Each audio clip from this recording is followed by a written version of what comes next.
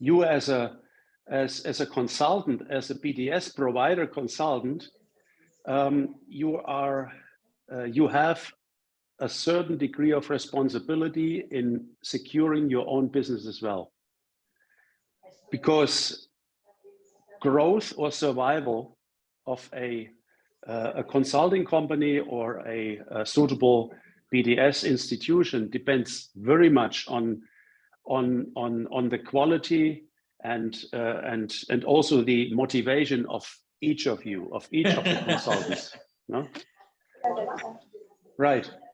Once we have discussed all these concerns, then we have the opportunity to create an optimized request for funding, for cooperation and partnerships.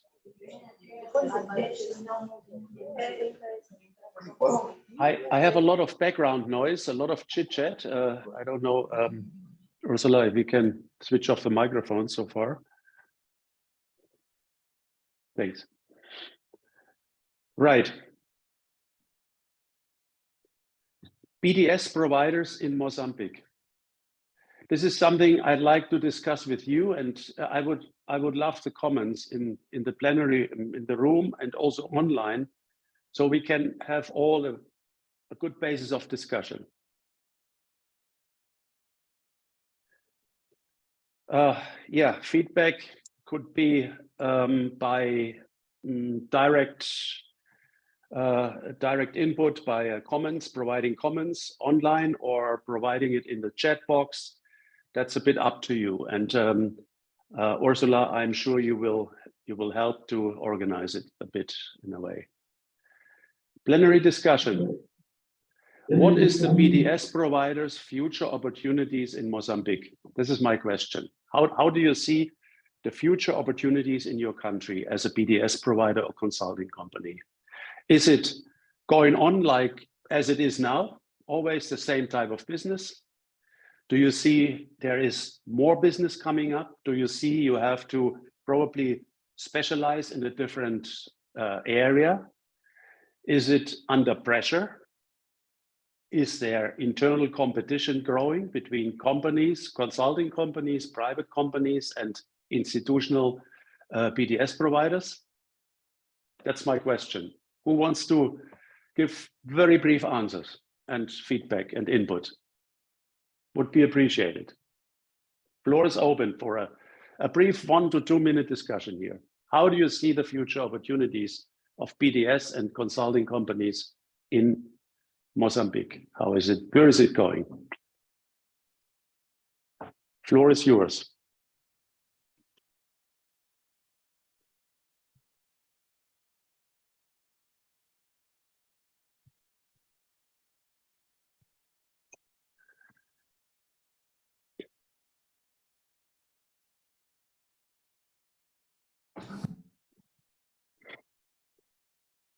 Any idea, any feedback?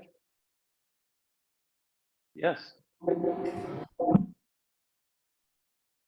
Antes, vocês todos conhecem a realidade de Moçambique. Podem, por favor, dar os vossos contributos, as vossas ideias, todas elas são válidas, as vossas experiências. I don't understand. Mixed? It's mixed Portuguese and English. Mixed Portuguese and English. Okay, thanks. Now I'm in English, yeah. I am. Desculpa, era só tornar as salas que a gente tinha. I hear you. Então estava obrigada. Estava a sugerir aos participantes que, por favor, pudessem falar um bocadinho daquilo que são as suas experiências de oportunidades futuras em Moçambique.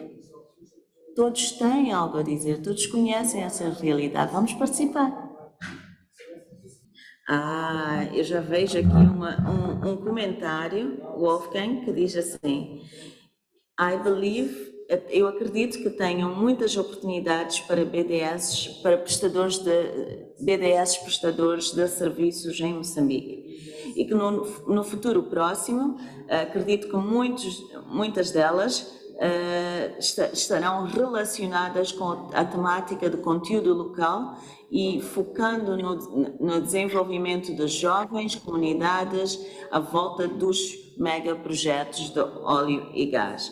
Contribuição da Edwina Ferro, da GAPI. Muito obrigada, senhora Edwina. Vou pedir aos outros colegas, vamos falar, Linda Fernandes, se faz favor, vamos falar, eu sei que tem muito a dizer sobre estes temas, quais são, porque vocês na verdade, o que a gente quer que vocês façam é, vocês são provedores de serviços de desenvolvimento de negócios, vocês conhecem a realidade do nosso país, e quais são as dificuldades ou quais são as oportunidades, não vamos falar em dificuldades, quais são as oportunidades de negócio que existem para BDS. Eu sei que a Linda tem estado a trabalhar na temática do código de barras, mas já há inúmeras oportunidades em Moçambique. Quais são? Para além das que a Edwina falou sobre conteúdo local, quais é que nós temos mais? Muito bom dia. Pela dinâmica do mercado, pelo momento em que o país se encontra, claramente que há um pouco de tudo por ser feito. Nós estamos numa situação privilegiada no sentido de que em Moçambique há uma infinidade de oportunidades, porque se comparado ao resto do mundo, aos países que já passaram por este processo de desenvolvimento e criação de capacidade para o mercado responder às oportunidades, nós estamos extremamente atrasados. Então, por aí, vê-se uma série de oportunidades primeiro, para esta componente das PMEs, que apesar de ser um trend antigo, ser uma temática antiga, para nós, do ponto de vista de atenção que se dá a este segmento, do ponto de vista prático e concreto, é ainda muito novo. Então, o desenvolvimento das condições que precisam ser criadas para apoiar as PMEs ainda por si só é uma grande oportunidade, porque a gente diz que temos que promover o empreendedorismo, mas que tipo de empreendedorismo? Setor informal, setor formal, mulheres, jovens, e com a crise e a pandemia vamos ter provavelmente que criar condições para desenvolver aquelas empresas que já estavam estabelecidas, que, portanto, por conta da pandemia tiveram que fazer um step back, recomeçar. Então, do ponto de vista da oportunidade, a gente tem muito por onde olhar e criar capacidade para que haja uma estrutura de apoio a esses diferentes segmentos. Na verdade, é o primeiro exercício. E criar de forma realista, criar na perspectiva de quem já experimentou ou já esteve próximo da realidade de fazer negócio, porque muitas das vezes temos circunstâncias nas quais quem oferece recursos às vezes nunca esteve nos pés de quem tem que desenvolver negócio. Como é que a gente cria um equilíbrio para que quem está a criar as condições para apoiar as PMEs tenha mais ou menos do que realmente essas PMEs precisam para efetivamente ser um negócio sustentável dentro do nosso contexto, obviamente.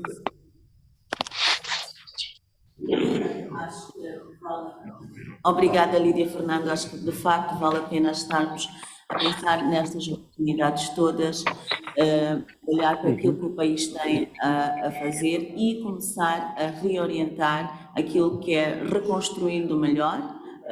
No caso da temática também do que nós já passamos com o Covid, então em inglês diz Building Back Better, olhando para essas oportunidades, reconstruindo, revendo que soluções é que a gente tem.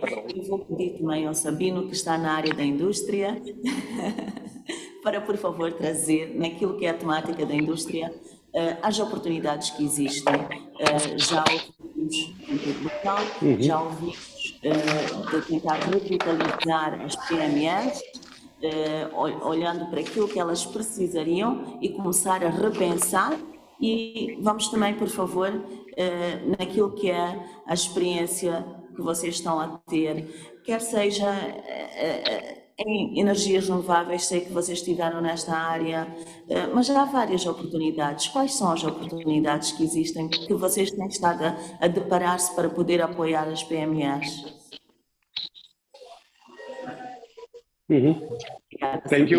Thank you very much. Very, very interesting feedback on this first one. Should I say in English? One more input on this specific one, and then yes, Sabine, with one more, please. Let me speak in Portuguese for the benefit of the people who are here in this room and online. Vou falar em português. Como a IMO, a nossa vocação é indústria, é industrialização. É olhar para os processos de industrialização, é interagir com o governo, com todos os atores que, de certa maneira, ajudarão no processo da industrialização do país. Como é que nós vemos primeiro a industrialização? É importante enquadrar isto ao setor primário, que é extremamente forte em Moçambique, a agricultura, onde 80% da população está em emprego, se não mais, a mineração, pescas, mas o que acontece depois com esses produtos é que eles são exportados em processamento. E o processamento onde é que acontece? Acontece nos mercados que importam essas matérias-primas, aqui matérias-primas agrícolas, matérias-primas minerais. Okay? E ao setor terciário, e depois importa de volta para Moçambique esses bens que foram industrializados fora do país. Então, o que é importante acontecer a nível de Moçambique é melhorar o esforço de acrescentar valor a esses produtos. E é enorme oportunidade, é enorme, mas há muita coisa que pode ser feita e tem de ser feita. Okay? Agora, como enquadrar esses esforços? Primeiro é o nível das cadeias de valor. Há cadeias de valor bastante interessantes que têm de ser discutidas. A do açúcar é a mais evoluída de todas, mas já a do algodão também, que oferece enormíssimas oportunidades, aqui desde a indústria da roupa, dos óleos, da alimentação para animais de ração. Okay? Há toda uma série de oportunidades de industrializar o país, olhando para as cadeias de valor, e são várias. Trouxe só duas, para dar exemplo das oportunidades que existem a nível do país. E é um outro elemento de industrialização que também é preciso tomar em consideração, de certa maneira já foi aqui abordado, que é a volta de clientes âncoras, grandes clientes que importam, clientes que usam muito serviços. Boa parte desses serviços não disponíveis a nível de Moçambique, que são os megaprojetos. Né? Então, nós temos gajos lá em cima e temos gajos aqui em demanda. Qualquer projeto que vise acrescentar algum valorzinho àquele gás que está a ser retirado é extraordinariamente importante para o país. Okay? Então, é preciso também pensar nisso aqui, acrescentar valor àquele gás, acrescentar valor aos minerais que são produzidos no país. Não só pensar em prestar serviço a esses grandes projetos. Vejo que é um grande esforço, uma grande concentração de prestação de serviço aos grandes projetos, porque o conteúdo local é essencialmente baseado nesse, mas nós, como aí, damos um passo à frente e olhamos também para o output, o que vamos fazer com esse output. Há que processar aqui internamente o que é o esforço de industrialização do país. Just finished. O esforço de industrialização do país é no sentido de olhar para as cadeias de valor, haver mais integração. Okay? Há de haver muito, nos próximos dias, integração das cadeias de valor e diversificação da base da economia. Okay? Quanto mais valor acrescentar, se fizer as matérias-primas moçambicanas, aumenta, diversifica a base da economia. Okay? E reduz muito os riscos da economia estar concentrada em poucos commodities. Esse aqui é o nosso esforço, essa aqui é a nossa visão. Há muito por ser feito a nível de Moçambique. Thank you very much. I think we got a few interesting points here, very interesting points, which which are positive in a way when discussing the future. I would like to make a very small comment on oil and gas and on decarbonization.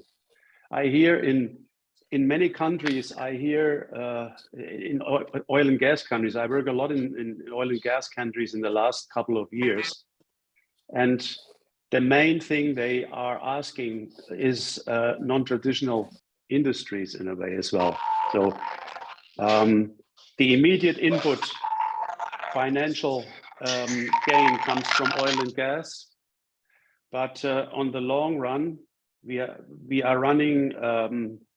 We have to concentrate on the renewable energy issues, on industrialization related not to oil and gas only, and to decarbonization. I mean, the discussion over here is, you follow it in the TV, and same in your country, is quite demanding right now. And we need to make sure that as consultants, we will be able to follow this trend and to improve our knowledge in everything related to renewable energies, to saving energy in the companies, to greening our industrial environment. So this was something which came to my mind.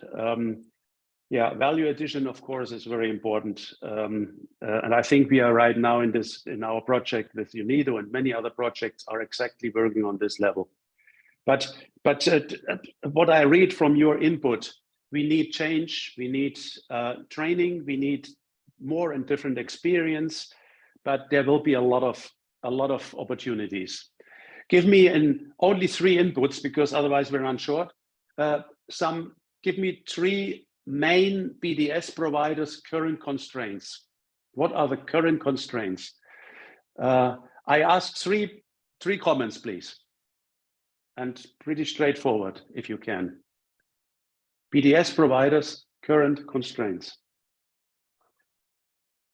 Because we have more. We have more on the BDS that stayed back, but I can always come back to it towards the end from Paul Souza, who's actually in the room as well. So we'll come back to that because I think it's very important. So we'll answer the ones and then we'll come back. Então, acesso à informação, Madina Felipe, os provedores de serviços têm que melhorar o seu... Desculpa, estou a traduzir, eu vou deixar a tradução traduzir, eu vou ler em inglês. Business service providers need to improve their understanding of their clients' needs and to develop more flexible approaches to delivering business services, such as ongoing services rather than short-term projects, gradual payments, value-based pricing. Also, the governments and donors should adopt business service market development approaches that are centered on systematic change. For example, developing business service markets so that SMEs would be able to meet their needs by purchasing, business services through the local business service markets that is relevant to the specific productive market targeted. Tem outro comentário da Ashley Massing. One of the main constraints is the updating of information related to local development and mobilization of beneficiaries so that they take ownership of the project to be implemented. The other constraint is the validity of these projects and their continuity. Unfortunately, many development projects have a very short term, 12 to 36 months max. So here we go. Just so that you put in your mind, vou passar para o português. Wolfgang, por favor, ponha à sua mente que temos um comentário. Eu sei, mas é que estou a ler em inglês. Ok. Não, eu vou falar português. Os participantes é que estão a escrever em inglês. E pronto. E o Wolfgang tem mais um que tem a ver com oportunidades. Okay, one more and then I go on. Oportunidades de BDS em Moçambique apresentam maiores Posso No, pedir ao Paulo we should para go fazer on to the essa second apresentação? one. We close the opportunities. We No, closed the opportunities already, we so close we the have to opportunities. It's just that we go missed this on. one. No? We'll come back to it towards the end then.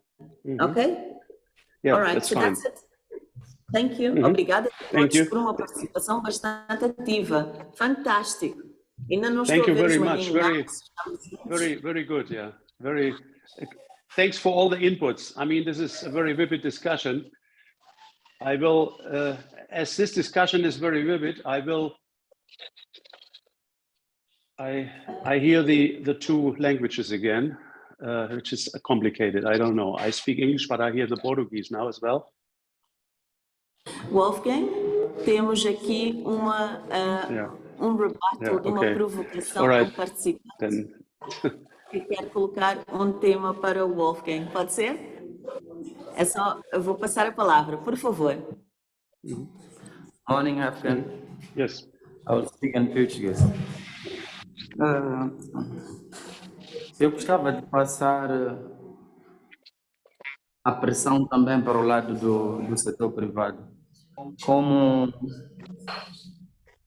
um técnico de desenvolvimento de negócios, falamos aqui de uma diversidade de oportunidades ou uma janela de financiamentos para o setor privado. Mas há uma dificuldade de base que mostra alguma desestruturação do nosso setor privado, de certa forma. Porque nós lidamos com fundos específicos de doadores que mandam, de certa forma, alguma exigência, quer em termos de práticas, podemos citar exemplo, práticas sustentáveis. Ok, como eu dizia, falou-se aqui de uma série de oportunidades que nós temos, não só para o setor extrativo, mas olhando para aquilo que são os fundos de grande parte dos doadores, que está relacionado a práticas sustentáveis ou amigas do ambiente. Estamos a falar de um desenvolvimento rural compatível com a conservação, ou que incorpora algumas práticas de benefício das comunidades locais. Um dos grandes constrangimentos que a gente tem, eu na qualidade de quem trabalha numa unidade de desenvolvimento de negócios, enfrento um constrangimento de dificuldade de documentação por parte do setor privado que responda a exigências mínimas para a cedência desses fundos. O que significa que parte dessa documentação pode, de alguma forma, ser propositada do lado do setor privado e não apresentar, estar relacionada com questões de tributação, mas, acima de tudo, é a questão de organização da empresa como tal. Melhorando aquilo que eu disse antes, qual seria o grande contributo da unidade de desenvolvimento de negócios nesses moldes, na tramitação desta documentação, que devia ser documentação que de forma voluntária para quem quer aceder a uma subvenção. Nós temos subvenções que são de 60% de grant, que o setor privado acaba perdendo a aceder a esses fundos por falta de documentação de base ou de instrução de procedimentos de base. Até 100% de grant. Então, há aqui alguma coisa que está a acontecer. O Afgan falou muito bem daquilo que é a demanda de serviços novos da indústria extrativa. Todos estamos a falar de indústria extrativa, mas estão a exigir uma indústria que é nova, é novidade para o nosso país. E que nós precisamos de nos reinventar para começar a responder a isso. Por isso é que temos muitas empresas internacionais a prestarem serviços a este segmento de negócio. Agora, talvez a provocação seria: como é que a gente trabalha com o setor privado no sentido de aderir a determinadas práticas que possibilitam, principalmente na questão da documentação, que possibilitam aceder a esses fundos, assumindo que os doadores têm um checklist de informação de base que deve ser apresentada? Well, that's an interesting question. It has to do with two things, I think, two areas, if I'm not wrong. First of all, the capability of service providers to deal with these kind of aspects overall, which seemingly has not been an important part of the portfolio up to now, but you see the importance of having this portfolio in the future and fully understand that point. I think that's important. My second, so it has to do with learning and getting the experience. My second input on this would be an example from Azerbaijan, Caucasus. I worked there in Azerbaijan for some time. And the government and the service provider institutions integrated a very functional one-stop shop window, which included all these kind of requirements. Call it bureaucratic requirements, call it application requirements, whatever. And this window, first stop shop window, was the first step into the solution of the problem. Companies entered the office of that institution. First, it was just a small office with about 10 tables, with ladies and gentlemen, operational, dealing with all kind of bureaucratic requirements for government, for the industry, for applying for grants, and so on and so forth. They were all connected to the different ministries, involved in all kind of bureaucratic measures. This included the export documentation, the customs documentation, and so on and so forth. So I think my recommendation would be considering a window for the companies and for the service providers to start a platform in this way, which is cooperation on first stop shop. No, that would be my thoughts in this way. You know, let me continue. I'm really grateful. I mean, I was not expecting that kind of discussion, because it seems there is a real need to go into new areas, to concentrate into new service aspects. We are basically on the second slide of about 15, but we are only left 5 minutes. So I will go on with the discussion and probably skip some slides. What do you think, Ursula? What should be the treat? Interessante. Talvez eu iria sugerir, Wolfgang, que fizesse breve endereçamento às questões colocadas de forma resumida e continuava com a apresentação. That means we will need more time. That's okay for me. We will probably cut down then in the exercise time, no? A little bit. Diminuímos o tempo do exercício, sim. Iremos ganhar tempo lá. Yeah, okay. Thank you very much. So I hope you all got my input. That was about the one-stop shop window, which can be very helpful for addressing these questions, very interesting questions you just started to come up with on bureaucratic and application documentation and so on. Good experience from Azerbaijan, I tell you, very good experience. And I have other examples from Northern Africa, from Tunisia and Morocco as well. Next question I have, and let's do this a very brief discussion, only keywords and also your inputs again. There is a trend to paid consultancy. BDS, a trend, and trend to paid consultancy, question mark. Up to now, BDS providers, traditional BDS providers, mainly depend on subsidies, correct? Companies are not ready to pay a lot of money for services. Only the large ones, only the oil and gas companies, and the medium to large sized companies in different sectors. Do you think that trend is going toward paid consultancy? Question mark. Bom, a questão do pagamento dos consultores, que as empresas têm dificuldades, em parte essa questão é respondida em algumas subvenções. Ao nível do FNDES, por exemplo, nós temos um success fee para as propostas que são aprovadas. Então, esse constrangimento, pelo menos, é respondido de alguma forma. Há cerca de 4, se não 5 anos, o PNUD, através do programa de mercados, finanças inclusivas, instalou cerca de 11 business services em Cabo Delgado, Gaza, Nampula, ao nível dos serviços distritais de atividades econômicas, como uma porta de entrada para a apresentação de propostas e acesso a estas oportunidades de financiamento.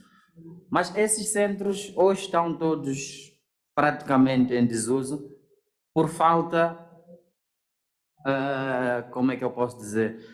O setor privado não visita esses centros, porque a ideia desses centros era de ser um depósito de informação, de legislação e assim como de oportunidades de financiamento ligados à banca e a outros projetos ou iniciativas em termos de fundos públicos. Então, há aqui it's a bit tricky. Onde existem subvenções que é praticamente dinheiro, it's a free money, but the private sector is not willing to go there and comply with minimal requirements. That's why it brings us back to say that the private sector in Mozambique, it's quite something to be, it's a case study.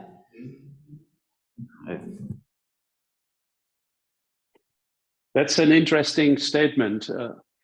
Okay. Wolfgang, we have another contribution from Paulo Souza from GAPI. Por favor. Bom dia. BDS. Perdão. Já foi da GAPI. Só para complementar, os serviços BDS em Moçambique, pelo menos eu estou mais ligado à agricultura e ao desenvolvimento, com palavra maiúscula. Então, o setor privado é esperto. Se pode ter alguém que lhe pague algo que ele precisa, ele adapta-se. E os serviços de desenvolvimento ou os provedores também deveriam ser. A questão é que o setor privado adapta-se mais rapidamente, como uma empresa, né? Precisa de sobreviver e tem este sentido de sobrevivência mais apurado. Os provedores deveriam ser, porque no final do dia eu vejo que as maiores oportunidades estão muitas vezes ligadas a doadores e são muito específicas as necessidades. Existem necessidades gerais para qualquer negócio, como administração, contabilidade, que praticamente são serviços de gestão, desenvolvimento de negócios para gestão. E depois existem serviços orientados para a produção, para que a empresa gere dinheiro. Agora, se está na agricultura, é treinar a unidade de processamento, ou é treinar quem está nos campos de produção. E o conteúdo é muitas vezes orientado por quem entrega o dinheiro, ou seja, o doador. Ele pode querer que uma empresa melhore o rendimento de produção, mas a solução que ele quer é melhorar o rendimento fazendo A, B, C, D. E é onde os serviços de desenvolvimento de negócios devem adaptar-se a este conteúdo, porque também querem esse dinheiro e deveriam funcionar como as empresas do setor privado. E muitas empresas morrem porque os seus conteúdos estacionam, oferecem às vezes objetivos similares, mas não como o doador quer. Agora, de quem é a culpa? Se é o provedor de serviços de negócios que não se adapta, ou se é o doador que também tem que ouvir o que serviços já cá disponíveis, isso é outra discussão. Over.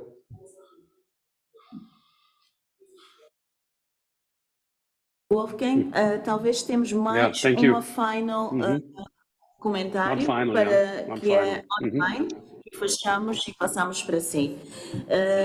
A Edwina Ferro da GAPI diz que eu acho que nós temos que considerar as diferentes realidades no mercado moçambicano. No contexto mais urbano, temos pequenas e médias empresas que estão dispostas a fazer o pagamento. No contexto rural, pode ser mais difícil. Então, vou agora passar de volta a si, Wolfgang, para endereçar brevemente e depois regressamos às apresentações. Obrigada. Yeah, well, I think that's right. I mean, we have a mixed reality in a way. We have the rural content, specifically on the agro business and agricultural field, which is traditionally supported, of course, by extension services and government subsidies and so on, and also donor projects. There is this discussion on having enough food for everyone, you know. So the food issue will go on. On the other hand, and therefore this kind of support process will not change very much, I assume, also from the donors. It will be most likely subsidies in the large extent. But on the other hand, and this was also your comments, we need industry for earning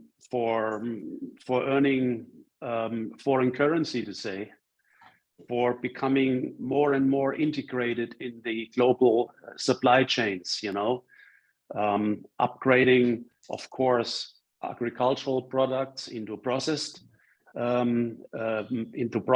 products exportable to Europe or to the United States or to Asia. On the other hand, supporting the oil and gas industry, because it's still a living industry and it makes most of the money, but not forget over time that this will end, and at some time, not now, not in 5 years, but it will decrease, slowly decrease due to this global kind of change in process. So you are operating in different levels at the same time. Well, this has to do with industrial strategy, industrial policies at government level, of course. But I think it would be an interesting issue, also concern to say, BDS providers are very close to the companies, are very close to the industry. They are the ones to comment. They are the ones to make recommendations because they see these problems. Often government is far away from the reality on a company level, to say. That's in each country similar. In my country, the same as it is maybe in your country and in Asian large countries as well. So we have a good responsibility in this way to interact and to make strategic recommendations. Donors play not always, now this is a critical concern, donors not always play a simple role in this game, because donors have their projects, their terms of reference, as a result of bilateral agreements between two countries. Often projects are being signed years before they start. And often projects, depends on the donor, are not easily to change content. You know, this is sometimes fixed and very well defined and designed, just maybe sometimes a year or two before they start. So flexibility is limited. On the other hand, it has been a long and always continuing discussion on the distortion of BDS markets in a specific country, where subsidies are being paid for developing industries on the one hand. On the other hand, for example, consulting companies need to survive and to develop for providing higher level technology level consulting inputs to certain industries.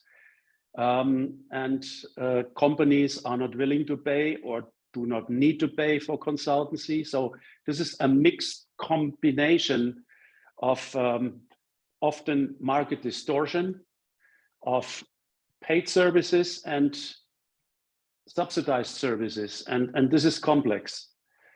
And the donors always will be very specific in terms of needs, because in a way it is tax money, and the donor funding is a result of bilateral discussions, and the donors have very strong monitoring and evaluation requirements.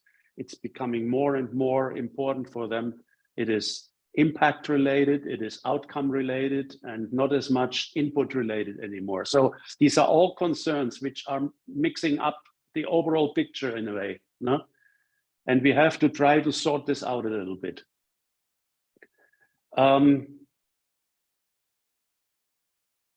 We discussed the extension services. This will be, of course, a continued extension service is important. It will always happen at agricultural level for sure. Now, another question, and I would like to have your feedback, please, is the donor's view of BDS. And what do you think? Do you have any idea what the donors, how the donors evaluate BDS service in Mozambique?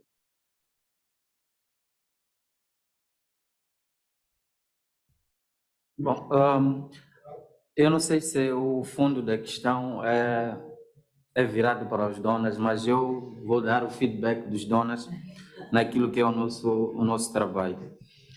Assumindo que os doadores começaram a conceber projetos ou programas privilegiando a necessidade de existir uma unidade específica que lida com... I only want to respond to the first input, and I hear the two discussion. I hear you in Portuguese as well now. I don't know why. Anyway, the input was ask the donors. Yeah, that's right. On the other hand, I would like to say, yes, of course, ask the donors, but you as BDS provider should have an idea how the donor is evaluating your work, your the type of implementations you are doing in the donor projects. Because how would you know what to change and how to improve or how to adjust without knowing what they think? I mean, there's always donor beneficiary discussions going on, of course, but I'm basically concerned about the M&E programs, so M&E processes, monitoring and evaluation. The donors are having their M&E system. The beneficiaries like BDS providers do have their own M&E concept. And this has to be somehow fine-tuned together. So you are talking about the same goals, objectives, and standards. And you can discuss with donors specific issues, you know. I think this communication would be very important. As a lot of donor money is still going into different projects and will in the future most likely. No? So that was my concern a little bit.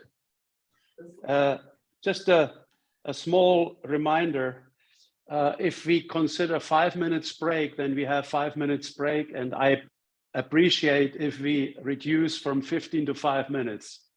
So that's why we have our, you know, we have a we try to have a strict time management, and we all have to kind of try to contribute in a way. Otherwise, it's going to be a problem. Thanks very much. Appreciate it. So I continue now, and let's run through a few more slides. I will not be able to show you everything I have prepared because of some organizational and, of course, digital problems related to computers and transmissions and whatever. Okay, as you can see here, this is our value chain, and you remember last time we discussed that in length. As you can see on the headline, we have your services, your operational services from different directions, private service providers, public service providers, and so on. First of all, we have, for example, producer associations. They provide the embedded services. We don't probably even know all these issues which are going on between primary producers at field level and producer associations. This is not what we are concerned about. Then we have the public service providers, that's basically you, subsidized services, tax money, donors, our taxes, government, your taxes, whatever. And we have the external services mixed between public service providers and private service providers and consulting companies. And we are now expanding into all these different areas and objectives of consultancies.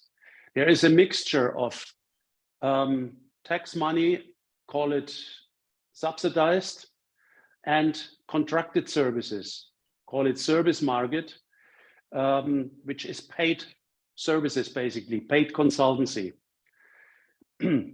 As you could see here on the dotted line, we have the subsidized, and on the bold line we have the paid services. All this needs to be organized somehow, because as I mentioned before, there's always a danger of BDS service distortion, having a mix of paid services, of subsidized services, having a competitive situation sometimes between public service providers and private service providers, and probably even from embedded services of producer associations.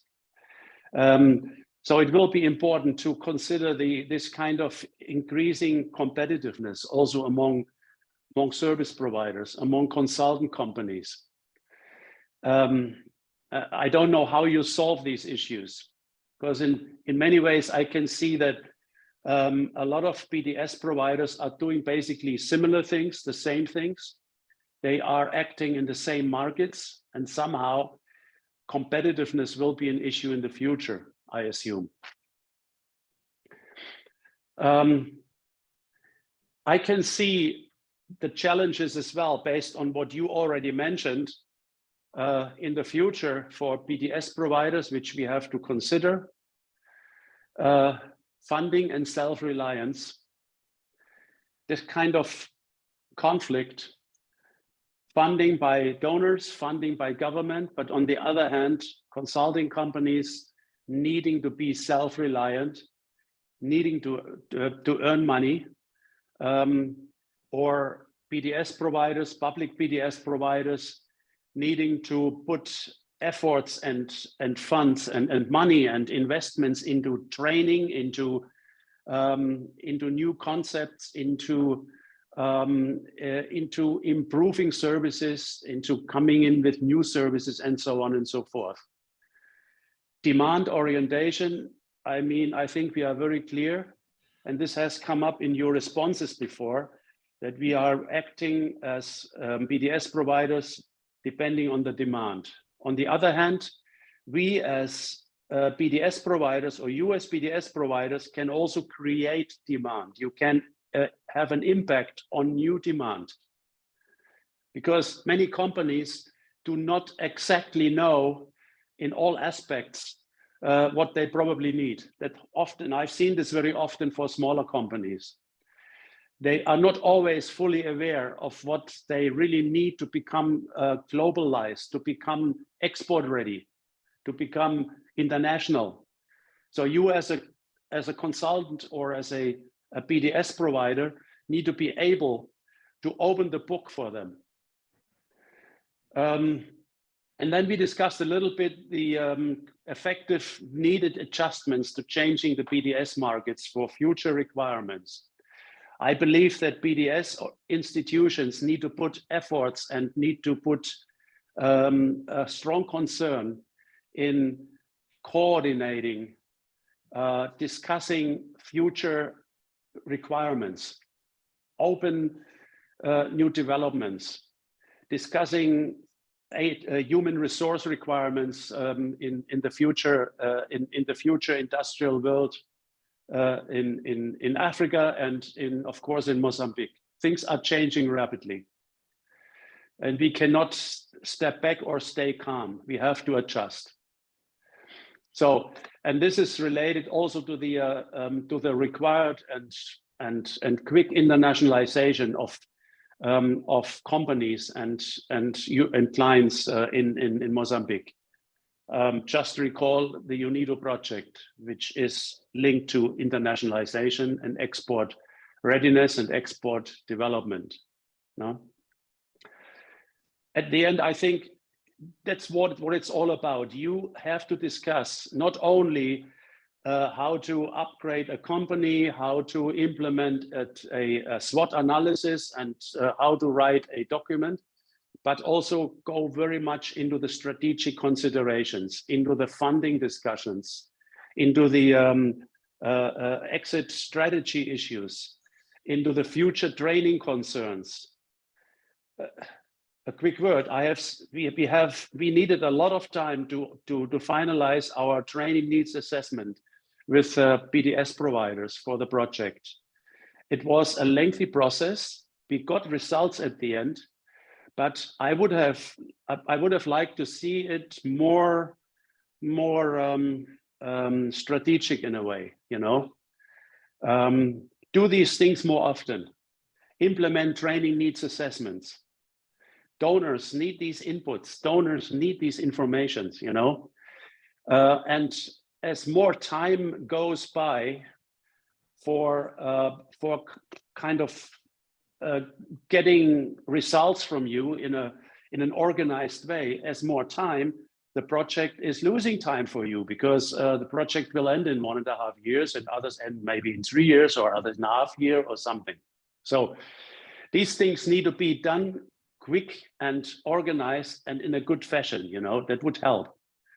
And probably also in cooperation between the different BDS institutions. You need to become an effective consultant in terms of your of bringing content and solutions to the companies. No? And all this ends up in an experience. Of course, experienced consultants are always good, but new consultants will come in. So think about how to team up, you know, in projects.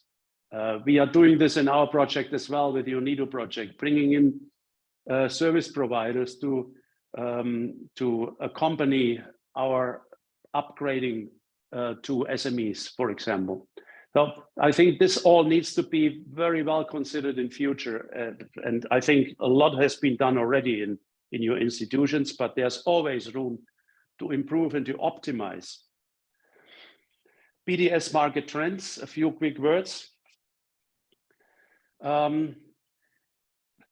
Believe it or not, but BDS, as the name Business Development Service, is originally a donor invention. In 2001,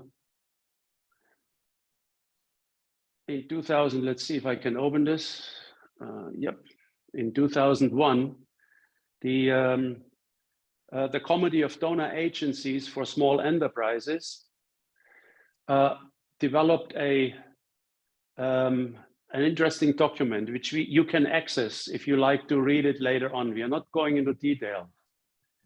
And It was about business development services for small enterprises, guiding principles for donor interventions. Very interesting issues, but it was 21 years ago, and we are in many ways still discussing the same concerns. How to switch from subsidies to paid services, how to upgrade companies to become self-sufficient, how to improve donor BDS or institutional relationships. Things are discussed in a continuous way. Now go through this document, it will be interesting. It talks about BDS market assessment, demand side versus supply side interventions, payment mechanisms, subsidies, exit strategy, role of BDS facilitation. Now you would probably say it's 21 years old. Yes, it is, but a lot of things are still valid, I promise. A lot of things you find yourself in a similar kind of discussion. Right.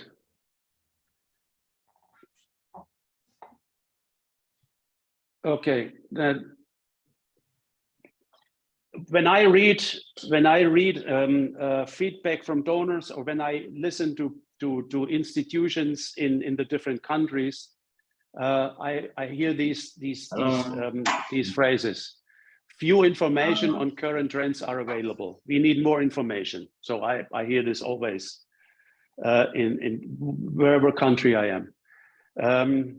So it's about information gathering, about industrial trends, about management trends, about processes in the different new concepts, environmental issues, greening issues, energy saving, whatever. And what is also true, business services nowadays are part of private sector development programs.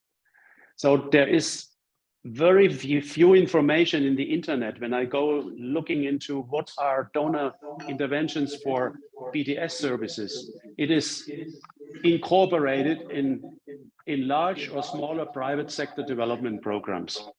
So you basically are part of a BSD program. And this has changed a little bit from 20 years ago, I'd say.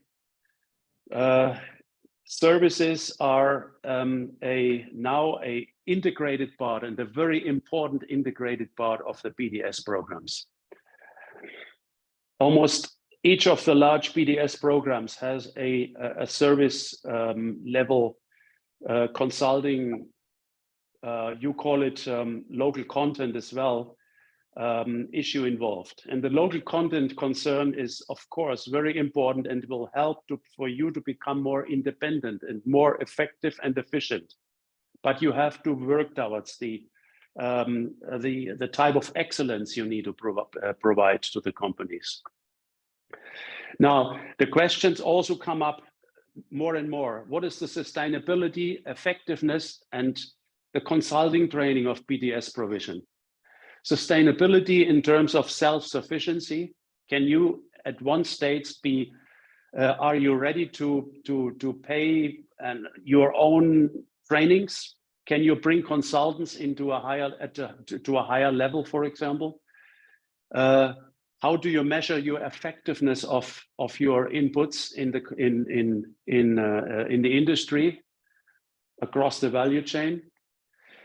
Are the measurements an important result, an important information for you to improve and to discuss with the donors and with government who is providing the money and the funding? Are there regular meetings about effective deliveries, service deliveries? All these issues need to be in place. This includes the consultant training. What we are doing now is obviously an aspect which is implemented in all the donor programs somehow, because we are all the donors are trying to go a next step higher, to try to respond to either the food processing concerns because of food for all and fight for hunger, or upgrading of industries and and improving added value and connecting your companies into a more global business and global supply chain aspect, no? And partnering in PSD project implementation. So whenever you can, try to contact donors, try to be in contact with them and find out what are the next PSD projects coming up. I mean, you are doing this already, I assume, through the government agencies, as government are usually the counterparts. So at least the institutional BDS providers are normally very close to the donor world, to say. They know what is going to happen in the next 2 years. They know that this huge World Bank project will start soon, which also has a huge component for BDS providers, you know. I'm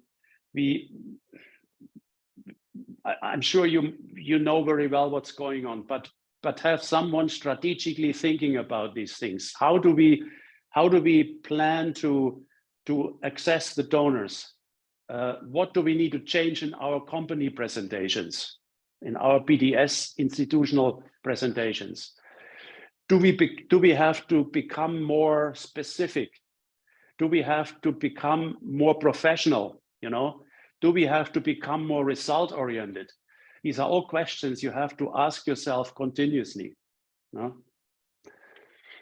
Right. And finally, again, BDS was an invention by donors, but that's fine. It goes on, and it will go on for some time to come.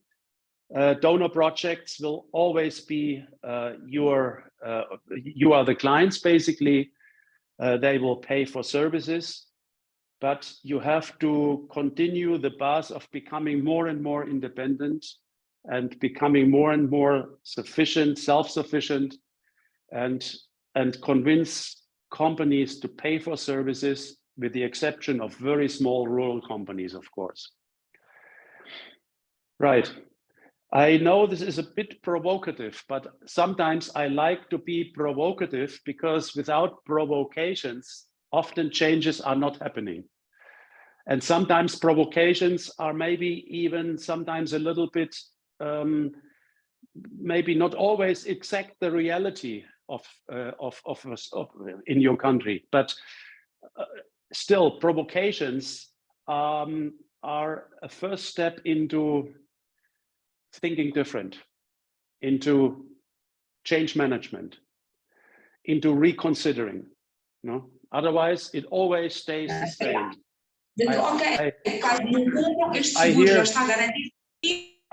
I hear in many countries around the world, I hear one interesting feedback when we talk about these things.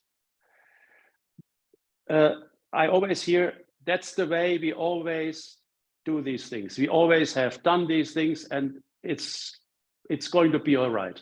I think we have to continue changing habits. We have to continue changing services. We have to continue improving our inputs, our efficiency, and our effectiveness.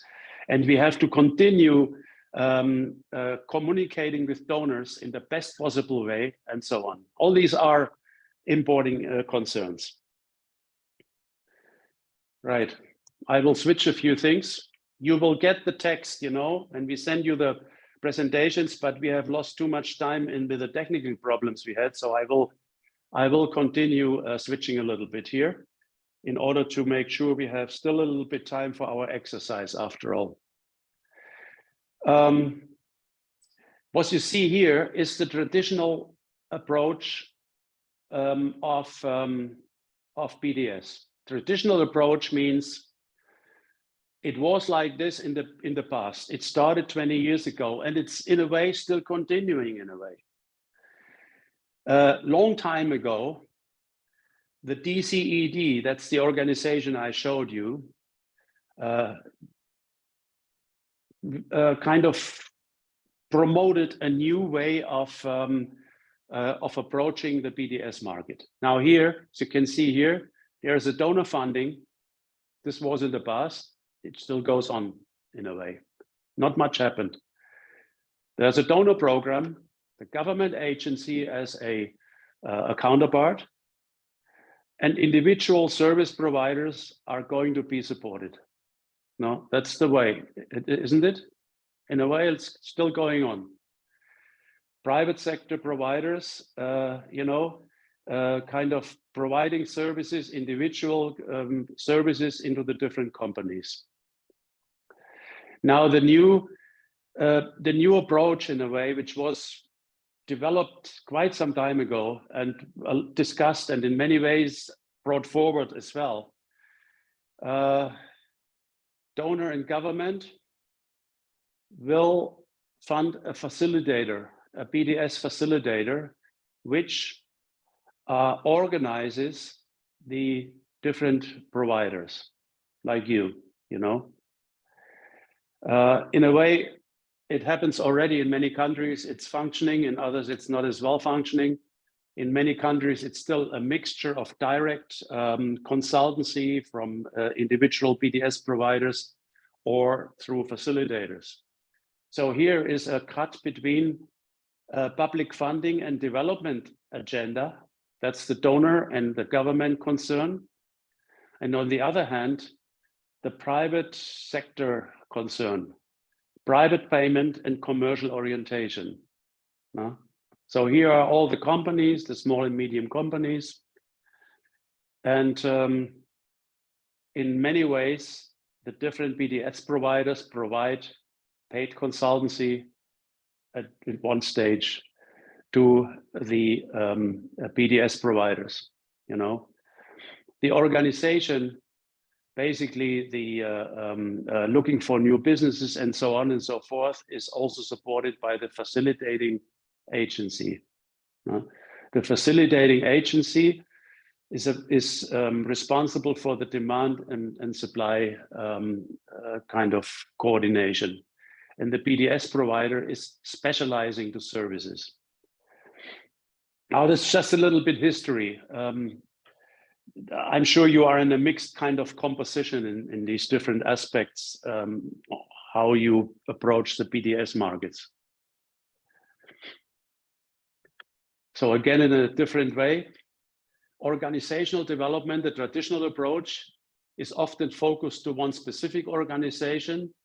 It provides subsidies to allow SMEs to access services, whereby the market development BDS approach has a wide range of BDS suppliers, as it's in your case, and on-demand development. So we are trying to develop the demand by the SMEs. Like in our project, for example, we are working with the SMEs. We are providing a SME in-depth assessment where we study the demand in order to be strictly linking our services to the demand of our clients.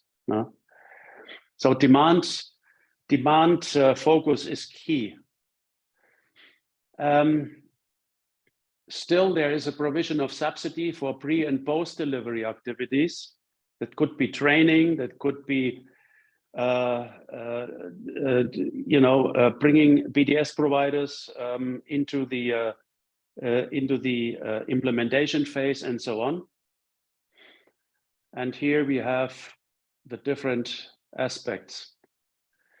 As it was in the past, there was the donor, the project, basically, one BDS provider and the MSMEs. Now we have the donor, a facilitating or a number of facilitating agencies. We have many SMEs and we have many BDS providers.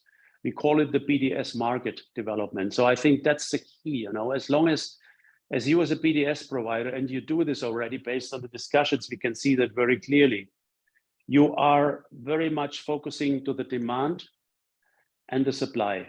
And once you are able to provide exactly what the companies need, then you will also increase the paid services more and more.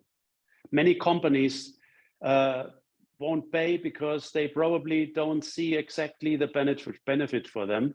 And others maybe are getting used to being subsidized. And this is the distortion a little bit, you know. If we always support companies with subsidies, and we go on with subsidies and subsidies, they will hardly decide to start paying for services. So we have to come up with a very top-notch service provision in order to make them, to put them in the situation where they can immediately see changes in the company, where they can see their benefits. So it has to be benefit-oriented and demand-oriented. And when a company has benefits, they are willing to pay for it as well. No. I will switch a little bit here. Time is too short. Unfortunately, we have to go on, but you will have to read this, and I think it's quite self-explanatory. We had the break. I will have to go through this as well. I'm sorry for that. I just make one remark.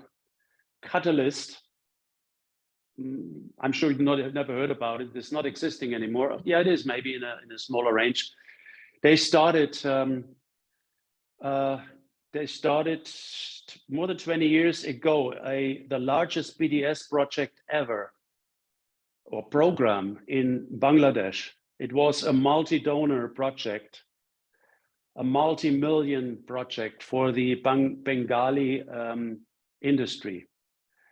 Let me see if I go back here. Yeah, that's fine. The key points of that huge project was strictly market driven. So they did a very intense market analysis before they even started providing services, before they started bringing up consultants to the level of knowledge needed for that specific program. It was a multi-year program. And one of the concerns after the main phase of the program was the lack of payment for services. There was an interesting concern. I'm not talking about subsidies. I'm talking payment by companies, getting companies to pay for consultancy. The purpose was of that huge project, which is based still one of the guideline projects in the world, to say, of BDS, was to assure an effective and sustainable market for business development services.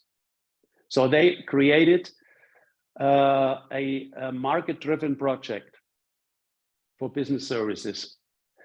The indicators were very important to measure the results. Increased level of awareness, understanding, usage, retention, satisfaction of business services of between 10 to 15% in 75% of the sectors of the operations. So they had a high degree of requirements here. The monitoring and result measurement system, they call it MRM, was very, in fact, was crucial. They would not do anything which wasn't monitored. The log frame, the detailed intervention plan with targets and predictions, the monitoring methods, the strict recording of results, failures, concerns, whatever it was, you know, but at least output, outcome, and impact. Regular analytic reports, also interesting for you to consider quick reporting, you know, within your regular work, you know, when you bring inputs to consultancy to companies. So you have a status report of where you are. And significant contributions to the DCED standard, which is the one I showed you before, the address. So what I believe important here on the is the M&E, basically very, very crucial, that having a suitable M&E program and process in place, which is also synchronizing with the donors and the government requirements. It provides more transparent and result orientation of BDS interventions. You are not wasting time. You are putting your efforts right on the spot. Better project implementation performance based on the terms of reference and indicators. Terms and indicators are key for donors, as we all know. Professional project management and data-driven decision-making. I mean, M&E is also good for you as an organization because you are feeding back results, failures, or complicated developments, or maybe not functioning processes into your own system. And you have a change management concept right in your organization, improving the processes, not going on like you always did. Not saying we did it always this way, we will continue doing it this way. No, that's not the solution. Continue doing the right things, whatever it is, where you have good experience. But if you feel there are complicated concerns because of changes in the world of business, of changes in your process, of demands by the donors, then go for it. And you will find a more effective time and funds resource allocation. Right. I have added, some links here, which I'm not going into now for time reasons. This was in 2017 and in 2018. So the project continued and they improved processes and insights into the market and systemic market approach and the systemic approach. And after all, they improved competitiveness in 20,000 SMEs in 2018. That's quite interesting. So if you're interested, just read through these documents. It may give you an insight. So originally, I would have discussed all these concerns in a more detailed manner. Unfortunately, we don't have the time anymore, but these are the issues which you would need to concern when you evaluate your business market reality and when you discuss necessary improvements with the donors, funding requirements for your business, for your processes, for your upgrading, or the funding within the project interventions. You need customer feedback, also donor feedback. What do I right or what do I wrong? You need customer feedback from your clients, from the SMEs. You need to have regular customer feedback sessions with the clients. You have to document it and you have to see where to improve. You have to consider financial viability and profitability on the long run, because you have to invest in HR and consultant upgrading. You have to probably you have to invest in digitalization. You have to invest in computers, and all these things, which is not always covered by subsidies from donors and probably only partly by government. That's why I'm promoting paid services as well, at least in a mixed approach. You have to consider your HR development plan and knowledge building. I mentioned this already before. Think about HR upgrading, and training needs assessments in a regular way, and update it every half year, and document it in your organization and discuss it among the other BDS providers. You have to work on consultant motivation, like in each business. It has to do with HR within your own organization. What is needed to keep your motivation up? What do you require to the organization to become better? I mean, you are the consultant. You have to be open within your structure and say, listen, we need this and we need this, and we do not need this and we do not need that. Consider the financial support by donors and governments by having a very clear idea on what are your costs, your direct costs, your indirect costs, your development costs. into better services and so on. Your costs for digital hardware and software and so on.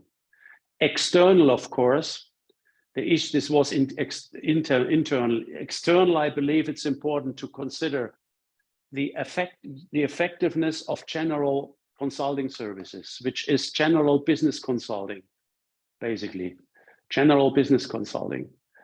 And then you need to have an idea on on effectiveness of specific topics, like do we have to upgrade ourselves into new subject areas, like, for example, in newer concepts, digitalization of small and medium industries. This is a huge issue, to come up with new ideas, to come up with a consulting content, to explain the business to the companies, or greening of the companies, or how do I improve water treatment, you know? I mean, a lot of things which maybe are not at your level of all of you, actually, knowledge level needs to be upgraded. SMEs and paid services again, trend readiness, be ready for new trends, and don't only talk about it, but start dealing with it, because the trends are I call it live and dead for the companies. They have to act. They cannot stand back. And you as consultants and BDS providers, you have the responsibility to come up with it and helping them. Market readiness, export readiness. This is what we have been talking a lot in our concepts already, isn't it? All right. Very quick here, short, intermediate, and long term. Business model, market strategy, subsidies, paid business, consultancy, competitive services within your country, public and private, paid consulting, unpaid consulting, extension services, a huge mixture of very important blend of inputs, you know. Where do you stand? Where do you want to improve? How do you coordinate? And so on. So think about the short, intermediate, and long-term planning of all this. This is a management concern in your consultancy companies and, of course, in your institutions. And it should be tackled besides just trying to get business, projects, money. Think strategic as well. That's the future. No?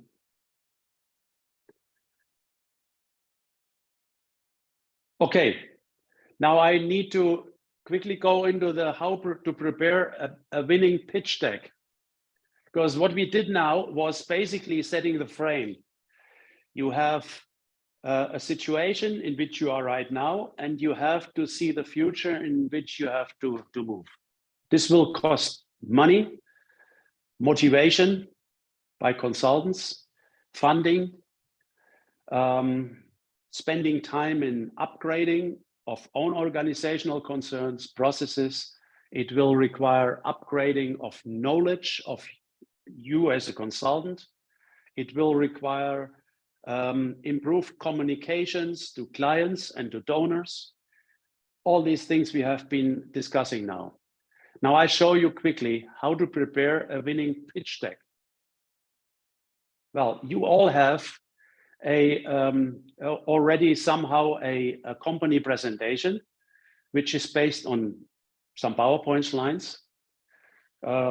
Think about where you can change certain things. Here it says again, change is difficult, always difficult for all of us, sometimes very difficult.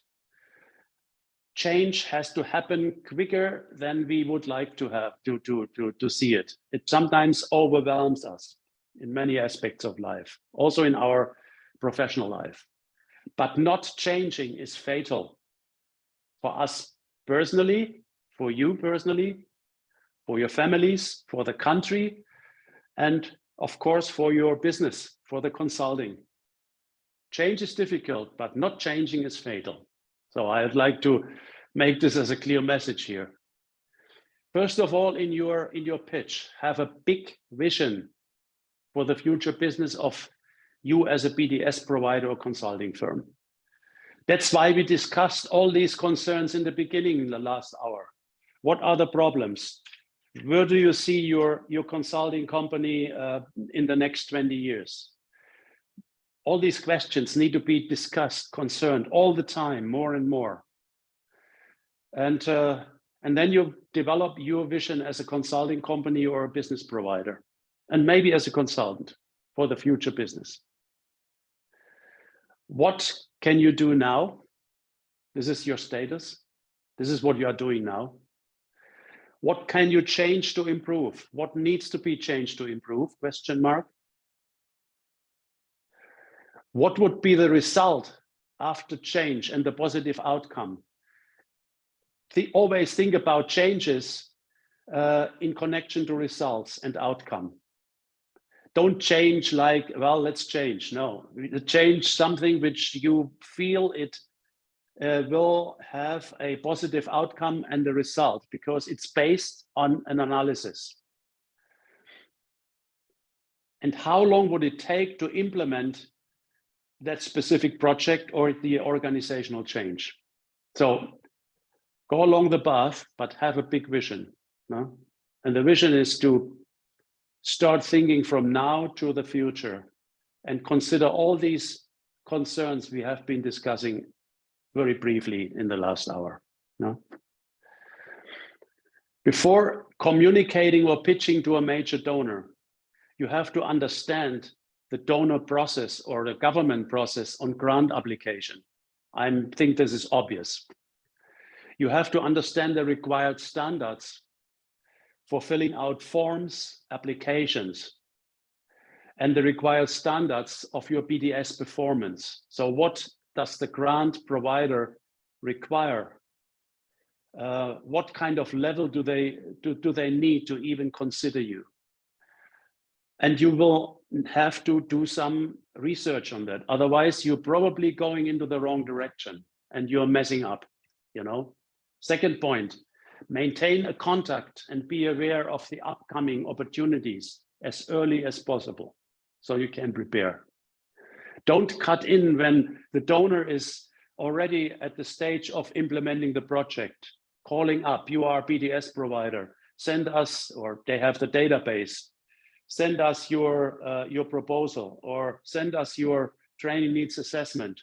Too late, you know, do this in the already beforehand, because they will ask similar questions again and again, you know, so you can be prepared right away before it's too late. You know? And you are the first one to come. It's always good to be the first one to come and not the last one to come, because punctuality and also shows in business, shows a seriousness in business. You know, if you are very, very quick in your responses to the donors or to other grant providers, this is a positive performance aspect for sure. Differentiate between support for project implementation to third-party beneficiaries, like, for example, SMEs, and own BDS organization upgrading. So you have these two aspects for using grants and subsidies. Upgrade your own organization and provide inputs into a specific project. That's obvious, but you have to differentiate as well. And respond to call to tender with very high standards on presentation, communication, follow-up.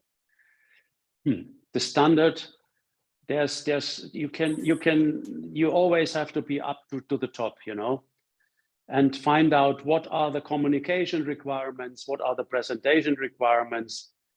Do they want to have it short and precise? Do they want to have 3 pages of explanations? Whatever, don't try to find out before you even communicate. No? Optimize your communication to grant provider or project donors. Find out who is the person responsible for that specific contact to you or to the specific grant component. And then optimize your pitch.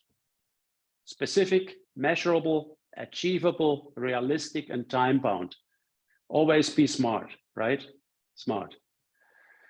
And sometimes it's better to be more specific and shorter and more bullet point oriented than explaining things wide and platform like this, and then you start here and you end after 10 pages somewhere. And a lot of people don't like to read long documents anymore. They want to see bullet points and very specific issues. You know, find out what they want to know and how they want it. You know? Right. We will have another, Ursula? We will have a little bit time now, no, for our exercise before we depart. But I would like to ask you first of all now to come up with questions and contributions for what I just showed you, if you have any. What do you think? Overall or specific? Let's have 5 minutes on discussing the content I've just brought up. We actually have some contributions in the chat already. Nácia Macaringa, bom, vou passar para o português para o intérprete poder traduzir para o resto. Temos uma contribuição da Nácia Macaringa, talvez antes de eu a ler, irei pedir que os outros colegas e participantes possam ir também pensando. Vamos ter somente 5 minutos para poder ter uma contribuição de cada um de vós. Peço que sejam sucintos. Qual é o papel real dos facilitadores nesta nova abordagem, dado que já temos o papel doador, do governo, dos projetos? Desculpem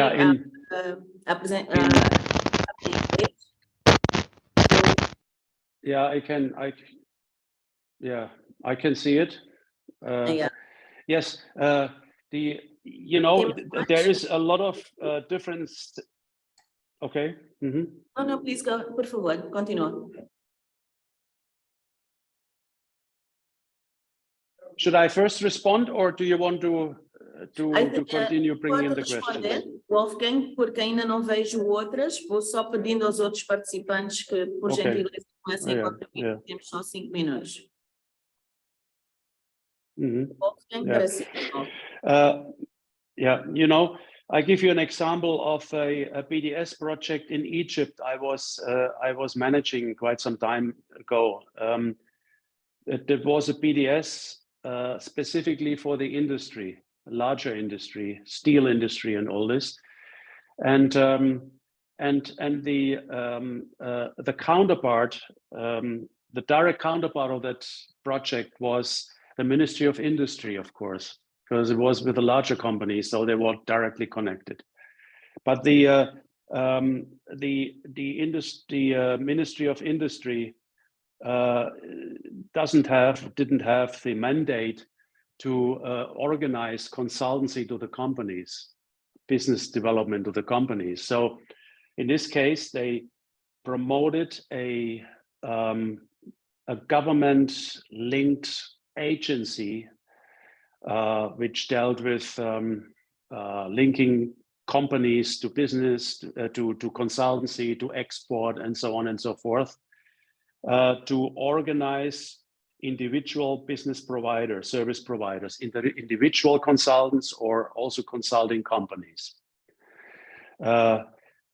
The project money was provided to government. Government provided the money to that specific agency, and the agency settled demand and supply, and provided the contracts to the BDS providers who were specialized for the specific services which were required. Because that agency knew exactly 20 BDS providers or something, they were specializing here, there, and here in specific areas, industrial areas. And they kind of made it then very specific for the final beneficiary to receive advanced service, to say. And the companies paid not to the consulting companies and service providers, but they paid to the facilitating agency, and the facilitating agency paid the consultants for the time they provided input to the company. So that was a typical example, you know. In your country, it's a bit different, as you are already connected to government institutions. It is a mixed approach to say, you know, the government institutions basically are the ones organizing the individual BDS business. There's no one overarching, basically, you know. It's a different setup, which is okay, you know. But sometimes donors have like the idea to reach more business providers by having a budget to one specific organization, and the organization then kind of distributed it amongst the BDS providers. So it depends a little bit on the setup in each country. But as it worked in Egypt, it was quite okay, you know. Similar approaches are in Bangladesh or in other countries as well. No, yeah. Any other question? Temos uma pergunta da sala, da senhora Linda Fernandes. Vou passar a palavra à senhora Linda Fernandes. Obrigada. O Wolfgang mencionou num dos momentos o fato de que este modelo do BDS foi maioritariamente gerado e criado pelos doadores. A minha pergunta seria: o fator desconfiança, o fator falta de referências de modelos BDS que estejam a ser implementados não seja um elemento a ser levado em conta para, se calhar, justificar a falta de adesão a este modelo que é suposto resolver um problema de eficiência por parte das empresas? Porque se funciona, se traz resultados palpáveis para as empresas, por que então não é aplicado? Por que não há uma adesão massiva em relação a estes modelos, principalmente se funciona no interesse dos beneficiários e no interesse também dos doadores? I did not exactly understand the question. To what are you referring to now? Eu perguntava se temos modelos que possam servir de referência, casos de sucesso de entidades ou empresas que usem o BDS para o desenvolvimento na sua estrutura de negócio, e possam servir de referência para diminuir o nível de desconfiança que possa existir em relação à eficiência deste modelo.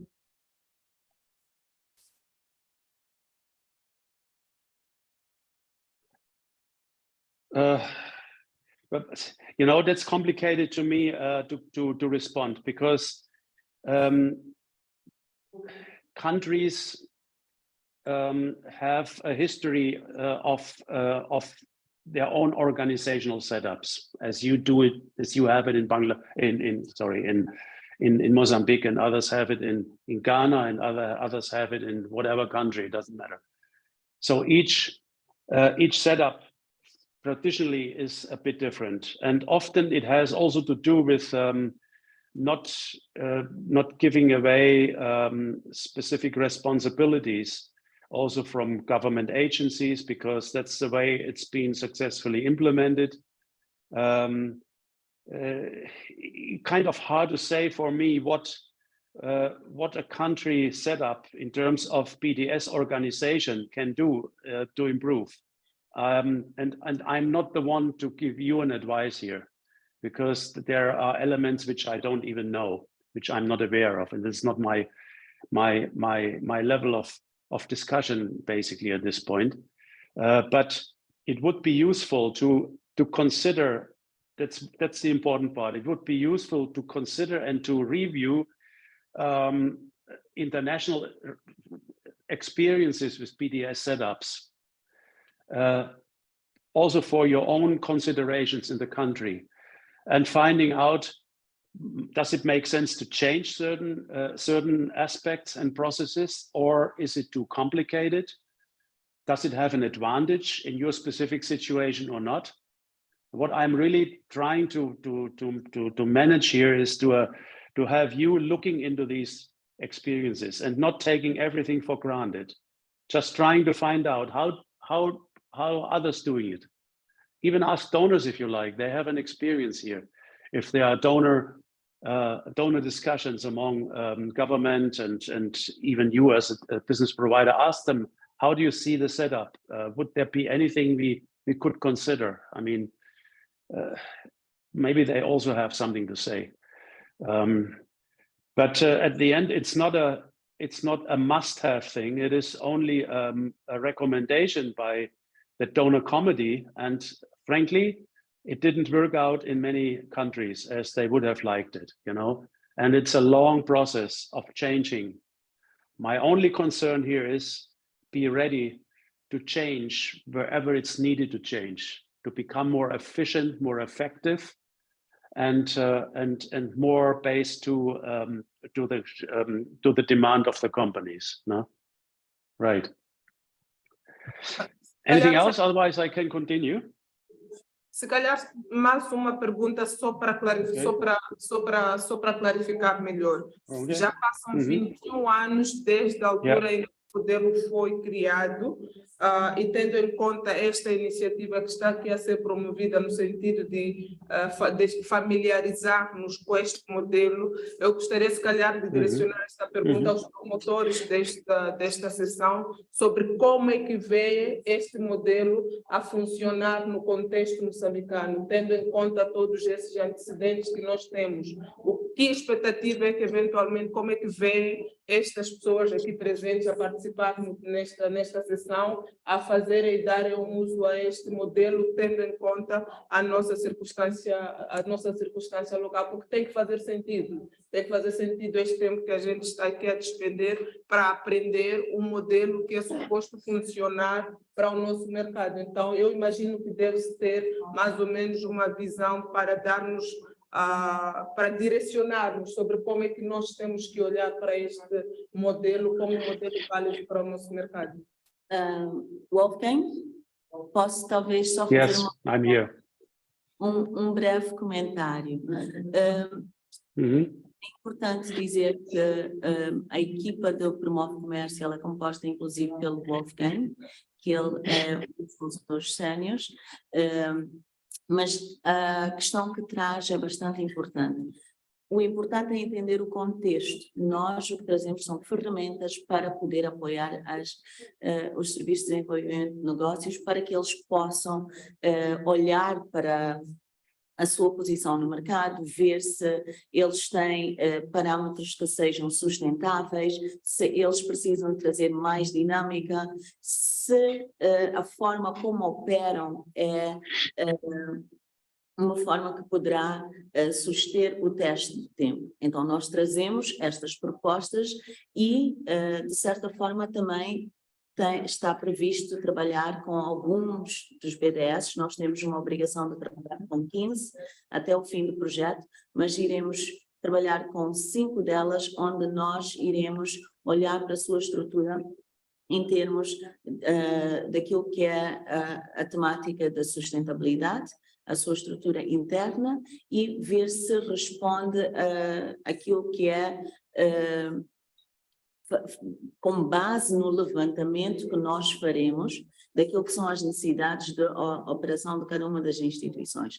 Não, com base nisso nós iríamos endereçar, mas cabe a cada uma destas instituições fazer as mudanças que tem que fazer, trazer as mudanças que tem que fazer, iniciar este processo de análise interna. Então, tem que ter uma visão, tem que ter uma orientação, uma estratégia, tem que ter planos não só de marketing, tem que ter planos de negócio, tem que ter planos de negócios atualizados, tem que saber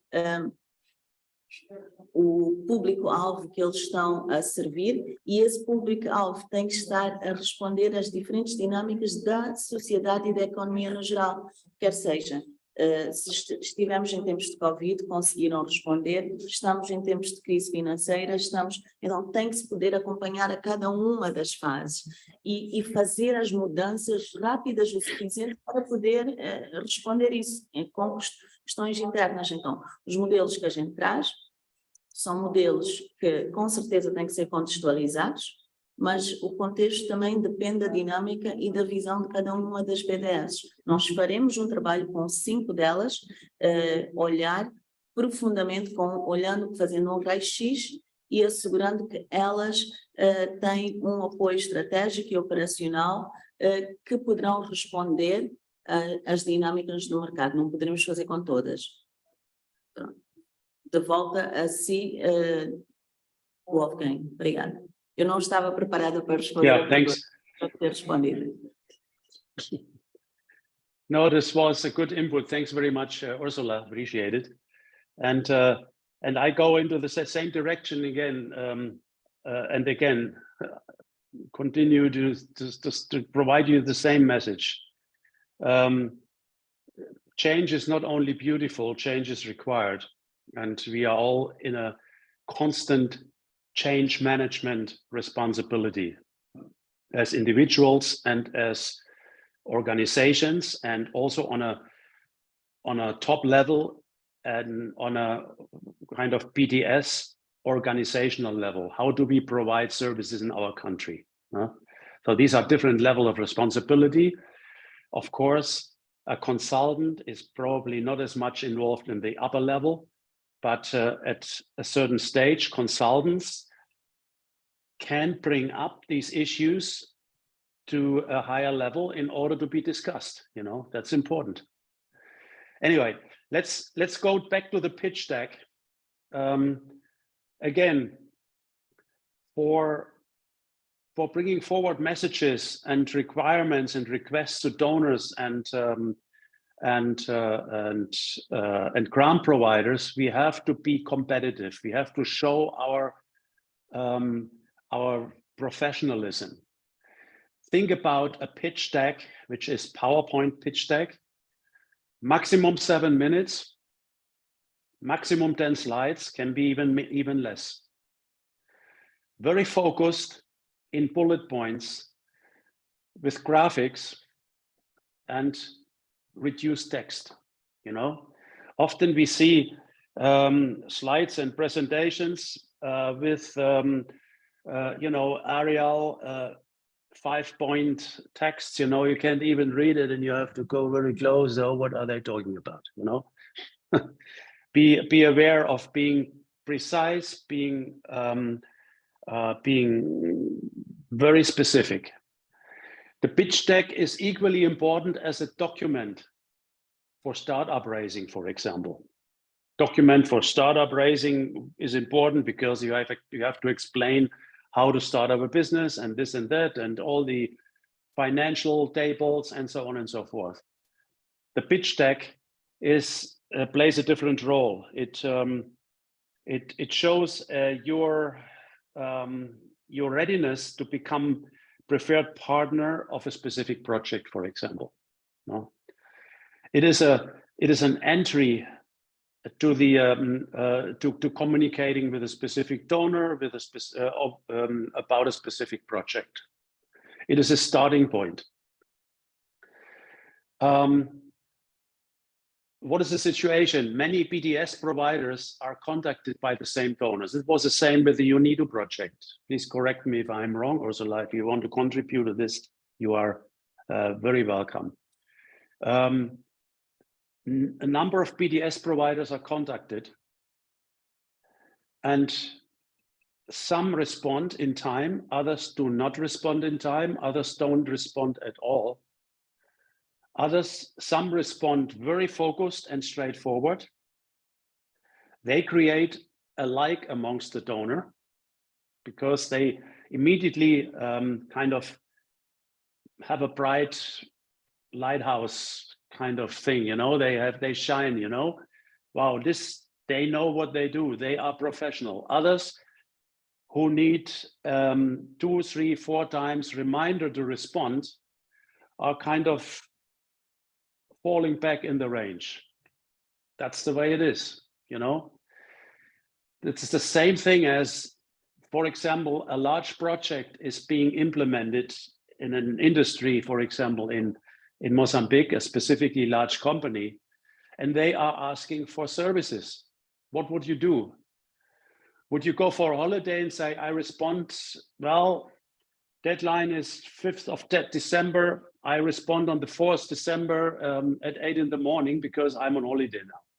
You would not do this. You would have a working group together. You would call a group of consultants responsible with management. You would sit tomorrow. You would produce your pitch deck. You would produce the required document. You would call the donor or whoever, the big company, and ask who is responsible. Give me the telephone number, the person name, and tell me exactly A, B, C, D. Thank you very much. You will hear from us tomorrow afternoon, latest 12 o'clock. I'm not exceeding here. I'm just telling you about a suitable and required quality which puts you right up front. No? Okay. Also, I just see there is double here. I'm sorry for that. This was my fault. We have this twice. I come to the last point. Consider the competitive aspect. Again, there is a number of consulting firms, private sector consulting firms, and there is a number of institutional BDS providers.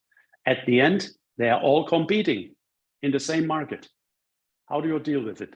How do you deal with this? Is competition healthy, or is competition devastating or negative? Usually, we believe that a certain competitive factor, if it's fair competition, has a positive aspect because it always improves services. It improves products if it's fair competition. No? If it's a transparent competition. Now, I can't go into more into this. I'm just giving you these two keywords, you know? Yeah. Right. In the internet, you find a lot of support on how to step-by-step approach the pitch deck. Just a quick one here. This one, for example, is from Funds for NGOs website. You find a lot of interesting informations here for NGOs, which it's about similar. What is a pitch deck? Steps for developing the perfect pitch. Do's and don'ts, you know. I won't go into this in detail because you can read this document. There is all the information in the internet. I'm just trying to provide you with some hints to make you interested in these things. You know, highlight organization, enhance awareness of your organization, discuss new project ideas, raise the funds for existing projects, and so on. I mean, this is a lot of issues. You know, it goes step 1, it goes step 2, content creation, and so on. So you can see there is a huge information available. Sorry. A huge information available. Sorry, I'm back here. Right away. Oops, no. My fault. Sorry. This was my fault here.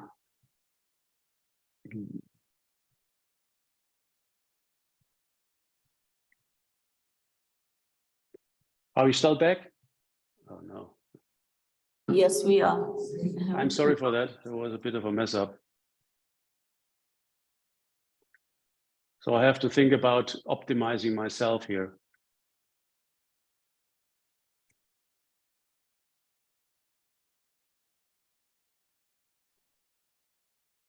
Right.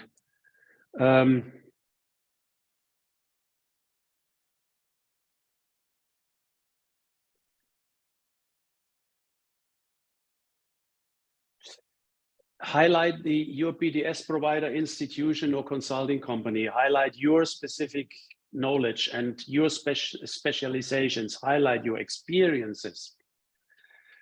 enhance the awareness of what you have achieved. No? Provide a feedback on customer benefits. What are the customer benefits you have been providing to the industry already? You know, talk about your potential. Tell them who is specializing to what. No. Describe the new project idea or organizational upgrading you want to do.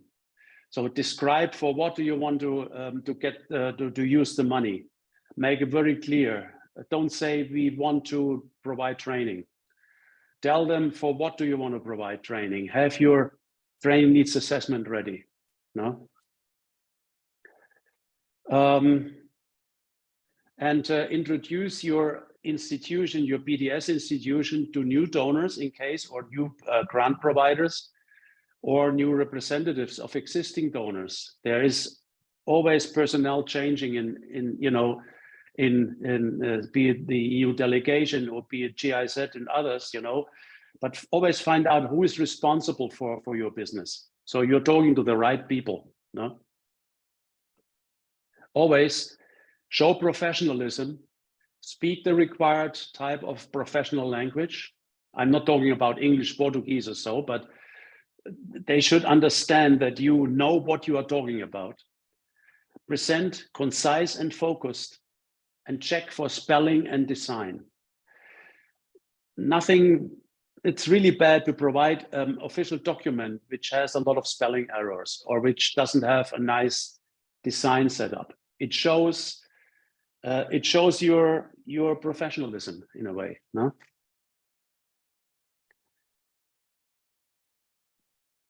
Okay, there's many optional pitch deck contents, but minimum required content could be this.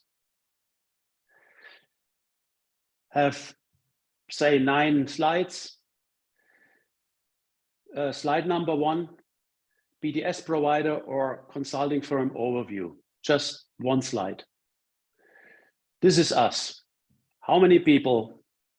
What is our specific markets? What are our focused clients? What are our specializations? You know, keywords only, no, if you like, and maybe a little picture of the group picture of the consultants, or if it's a nice big office, then make consultants sitting on their computers, something which shows professionalism. Second slide, project reference or problem and solutions. That we had this problem, and we provided the specific solution. But this has to be specific now to that specific project you are pitching for.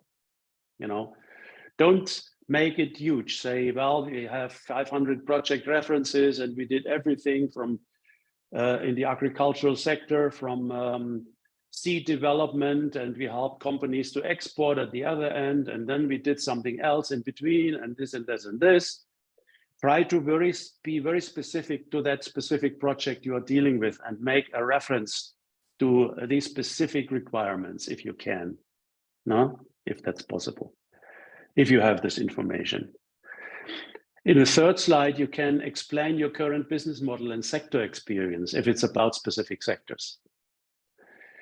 The donors or grant proposers probably do not have always a cross-sectoral project. Sometimes they tackle specific sectors. So tell them that you are specifically experienced in that specific sector. You can have one sentence saying, well, besides the sector, we have been working in this, and this. Perfectly all right. For more information, please contact us. But we would be very sector specific. Another slide could be your main competitive edge according to specific donor requirements. Here again is the aspect of competition. You are competing with other BDS providers or consulting companies. Sometimes it's a strong competition. Sometimes donors want to support a large amount of BDS providers, but at the end, they cannot always work with 10 BDS firms at once in one specific project. They are looking for 2 or 3 or 4 of the most suitable ones with the best set of answers, with the best kind of overall appearance on effectiveness and efficiency and communication quality and style. No? And the next one could be the applicant's proposal for project cooperation or grant. So you make a specific demand and say, we are aiming to work with you in that specific project, or we want to try to receive part of that specific grant because of 1, 2, 3, 4, 5. It always looks good in terms of presentation to have more than 1 point, also more than 2 points. 3 points look good and 5 points look good. Interesting. It's a bit of a human way of how to perceive bullet points. No, 1 is too little. 2 is doesn't look good. 3 looks good. Looks like, well, they know what they're talking about. They have 3 points. And 5 points look very good. I mean, I don't know if you had this experience. At least over here, we are kind of considering this a little bit. That depends on how you see it. Then think about key project references. Key project references.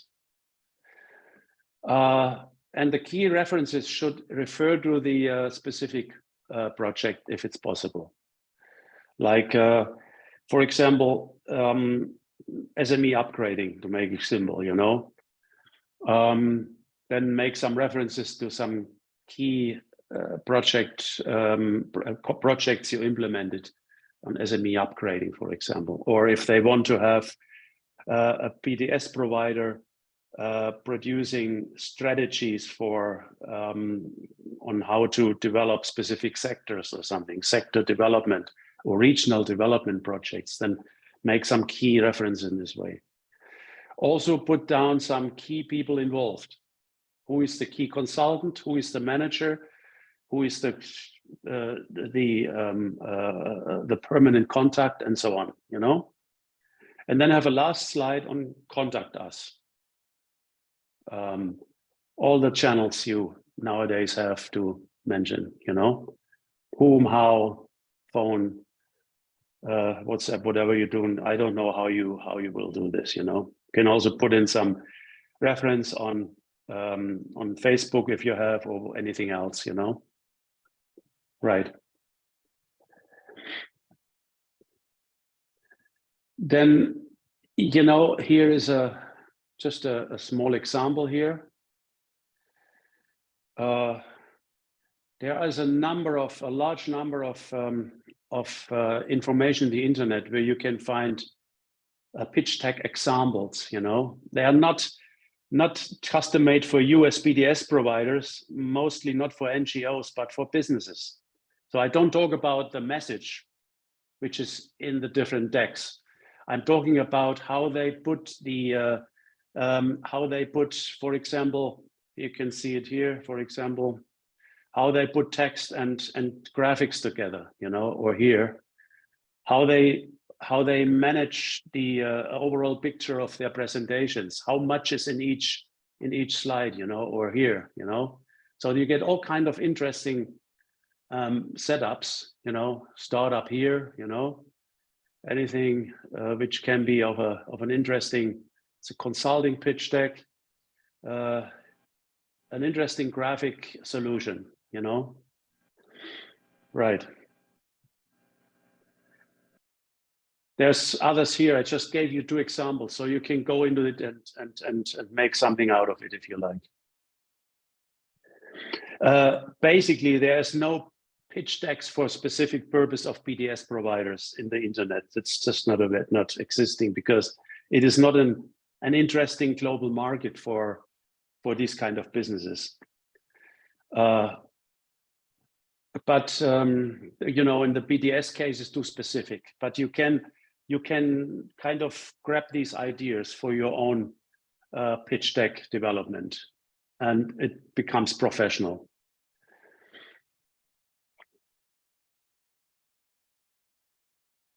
Right. This was an exercise for today. We will now shift this exercise for tomorrow. We will do this first thing tomorrow. We will have you developing a pitch deck for your organization, and we will have enough time for that tomorrow. So I will change the program for tomorrow a little bit, and then we will see what comes out. All right. So I would like to finish for today with my presentations and invite you for the last 10 minutes to continue our discussion and to hand over to Ursula for some additional information and remarks if she likes. Thank you, Wolfgang. This was impeccable timing. Even though we had a lot more discussions than we expected, we had some challenges technically. You have kept the time. This is amazing. We have, vou passar para português, desculpa. Temos 8 minutos que gostávamos de os convidar para trazerem à tona alguns dos comentários que vocês gostavam de fazer, algumas dúvidas que ficaram, algumas inquietações. Este é o momento certo, para além de terem um especialista na área, acredito que todos vocês têm que estar a pensar em elaborar propostas, submeter propostas, efetivamente não só para os doadores, mas para entidades do setor privado, fazer parcerias de cooperação. Então são importantes perguntas, não vou usar mais do tempo porque eu quero que vocês usem desta oportunidade. O Wolfgang pode estar longe, mas ele está bastante perto nos próximos 2 dias para a gente poder ter esta oportunidade de interagir. Então eu vou deixar a sala aberta e vou convidar os participantes. Eu já tenho um. Sabino, por favor, Wolfgang, só para dar um contexto, Sabino é diretor executivo da IMO, que é uma entidade que zela pelo setor industrial, setor privado, e ele deve ter algumas questões importantes. Por favor. Por acaso é straightforward. Era para pedir ao Wolfgang para trazer um exemplo concreto. Temos, infelizmente, alguma dificuldade com base naquilo que foi apresentado, aparecer com uma proposta concreta. Então, se eu pudesse aparecer, havíamos de agradecer. Falo um bocado por todas as pessoas que estão nesta sala aqui. O exemplo de um pitch. Este é um pitch. E, com base naquele exemplo de pitch, havia de desenvolver o exercício que ele quer que nós desenvolvamos. Mas é muito importante ter esta referência para, acredito, muitas das pessoas que estão nesta sala. Deixa eu ver se entendi certo, Sabino. Acha que precisam de um bocadinho mais de uma estrutura para elaborar? É isso? Não, precisamos de um sample pitch. Precisam de um sample pitch. Amanhã nós faremos o exercício e vou deixar o Wolfgang responder com relação ao pedido de ter um sample pitch, talvez para terem acesso amanhã, antes de vocês fazerem um break room. Wolfgang, de volta assim. Well, as I said, I don't have any sample pitch for BDS providers because BDS is not in the internet somewhere, and I don't develop your own pitch. I can only show you the some required or recommended standards for your pitch, because each of you has different aspects, you know.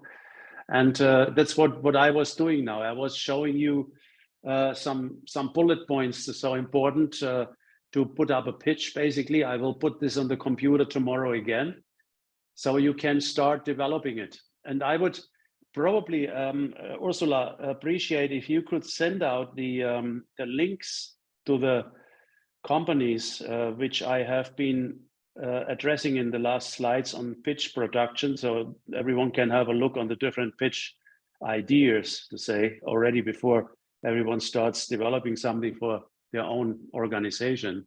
And yeah, so that's my my idea here in that point. And something to wrap up. I know that most of you already have presentations based on PowerPoint, you know, but these are general presentations explaining very well your overall business, and they usually takes about 15 to 20 minutes to present. No? What we are talking here is a very specific pitch, which possibly answers to donors' questions, which can be used for promotion, which can be used for starting a communication process, and so on. You know, it has specific purposes. No? Therefore, it's very specific for each of you and very specific for your specific demand for being included in project implementations or for specific upgrading of consulting company or institutional processes. No? So it's very specific for each of you. Antes de passar ao Paulo Sousa, que ele tinha uma questão, vou só esclarecer talvez.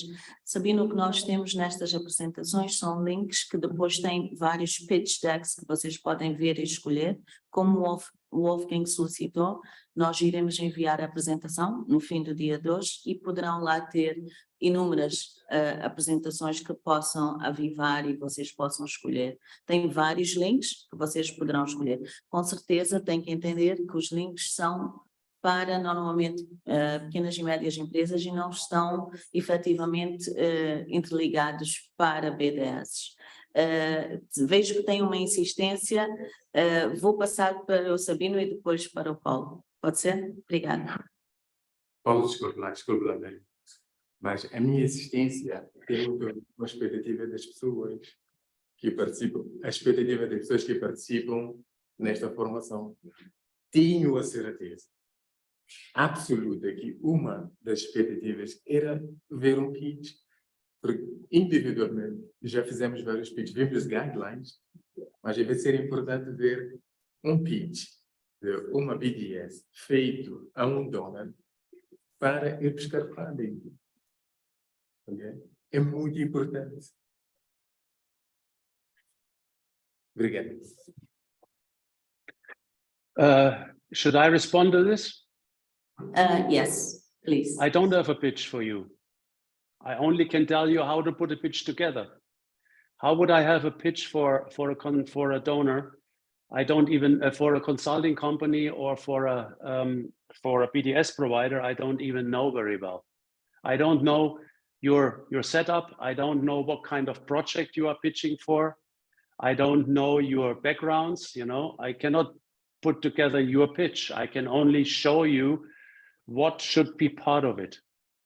And you can see some pitch examples, graphic examples, which I showed you some websites. There is no BDS pitch available in the internet, unfortunately, you know, because BDS is not something which is of global interest. You know, it's a very specific issue in specific countries.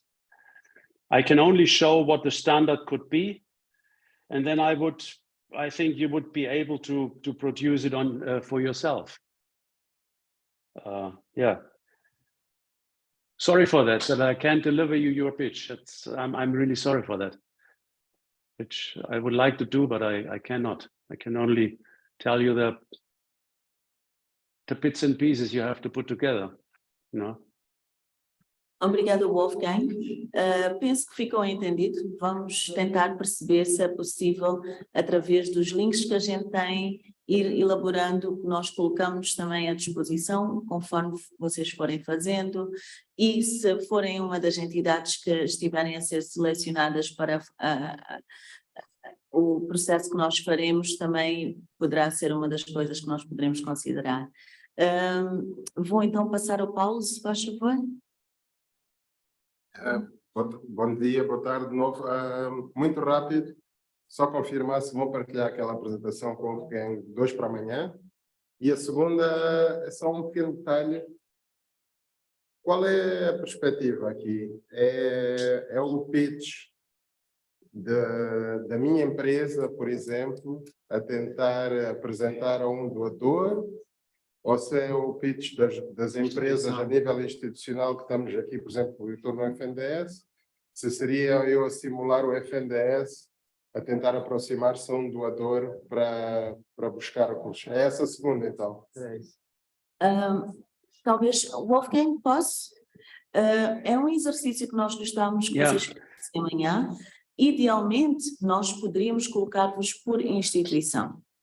Para os que estão online, mas entretanto nós já estamos há bastante tempo a tentar fazer com que cada participante, quando chega online, ponha o seu nome e diga a sua instituição, para que seja fácil então depois nós colocarmos nas diferentes salas virtuais. Não conseguimos fazer este exercício, o que significa que nós teríamos que fazer aleatoriamente. Então, para responder a sua pergunta e sermos práticos, o que nós vamos fazer é vamos colocar-vos de forma aleatória em grupos diferentes, e os grupos criados então irão criar um conceito, irão apresentar.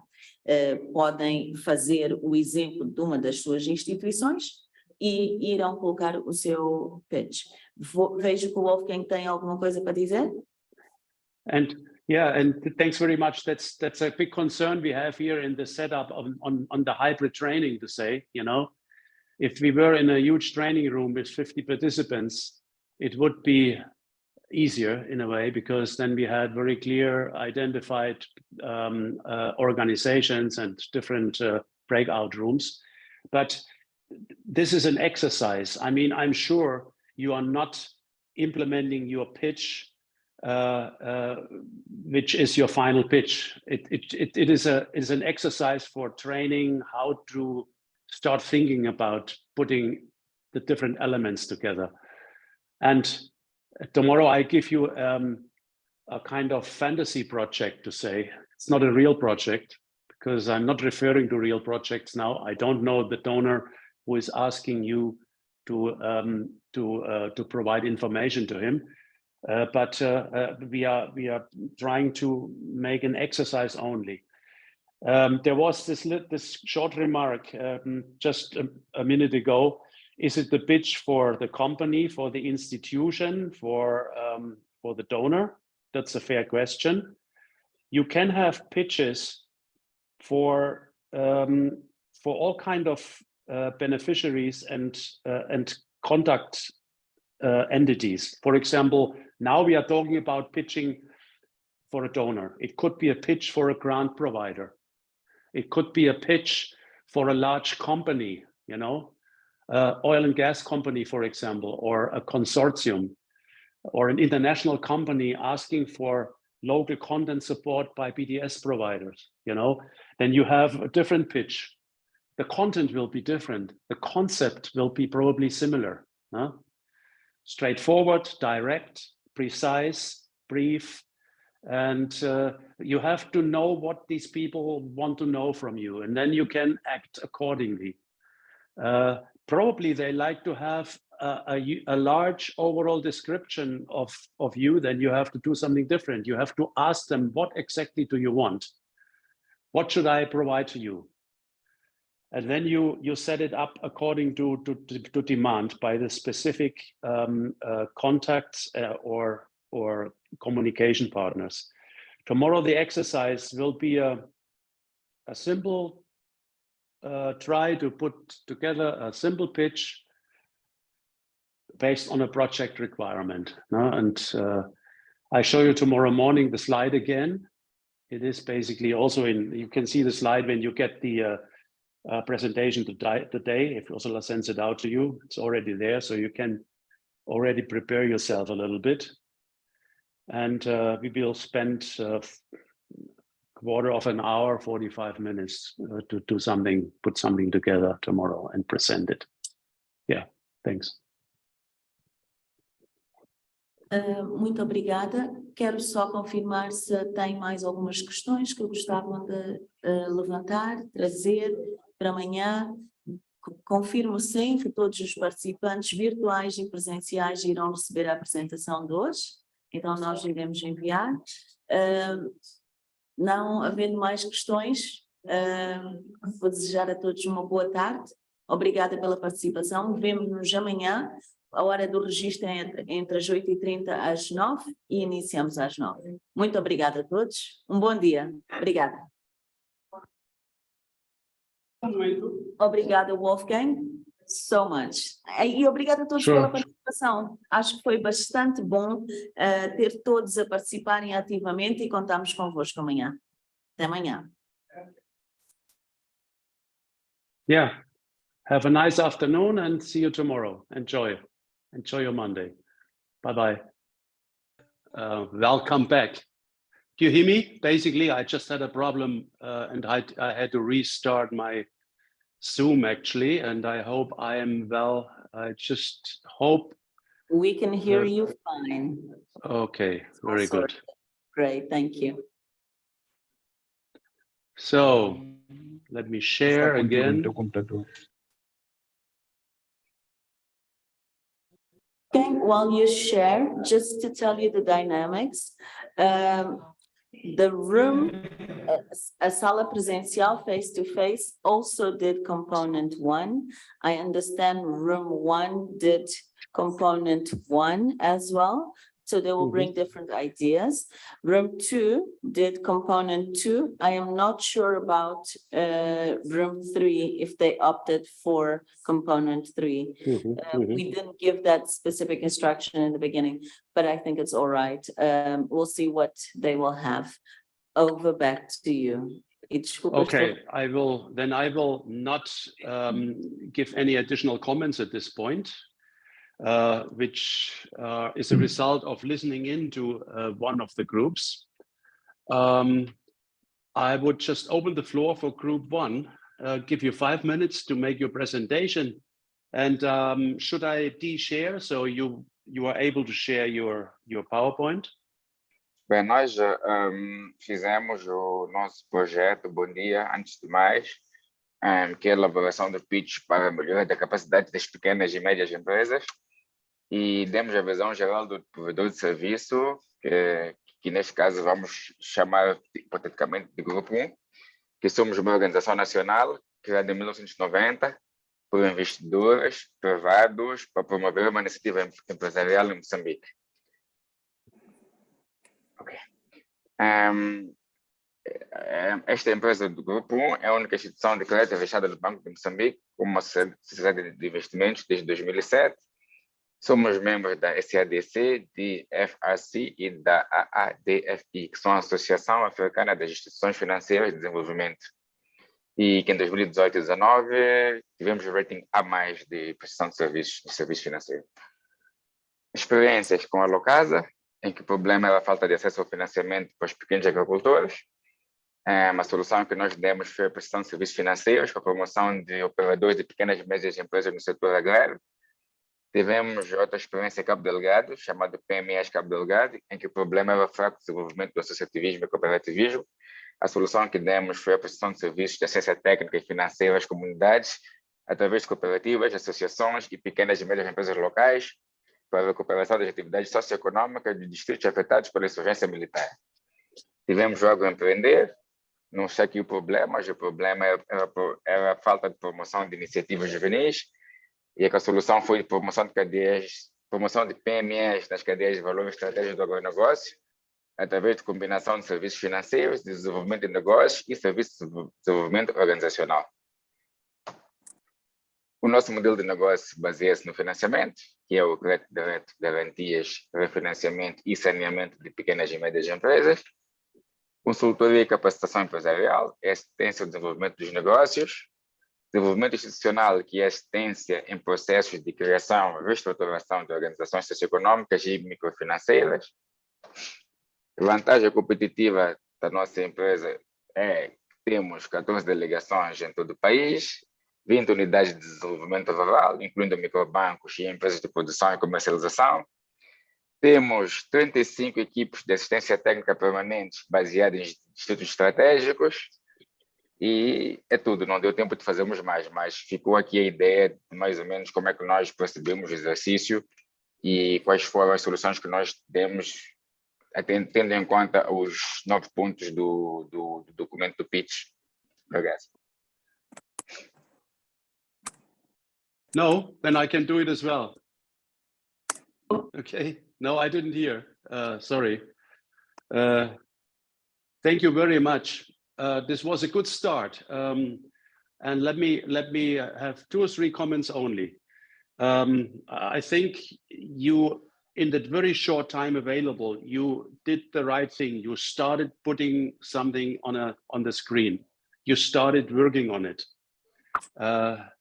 This is the first step into production of something like a pitch.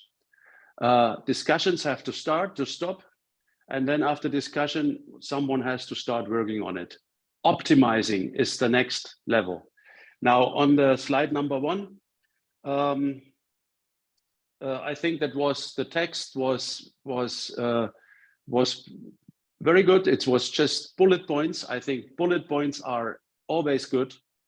And when you started explaining and reading the text, I already grabbed the total idea. You know, usually people have no time to wait to spend for reading long texts. They want to have a straightforward bullet point information for that purpose, and it has to immediately click in the brain to say, you know.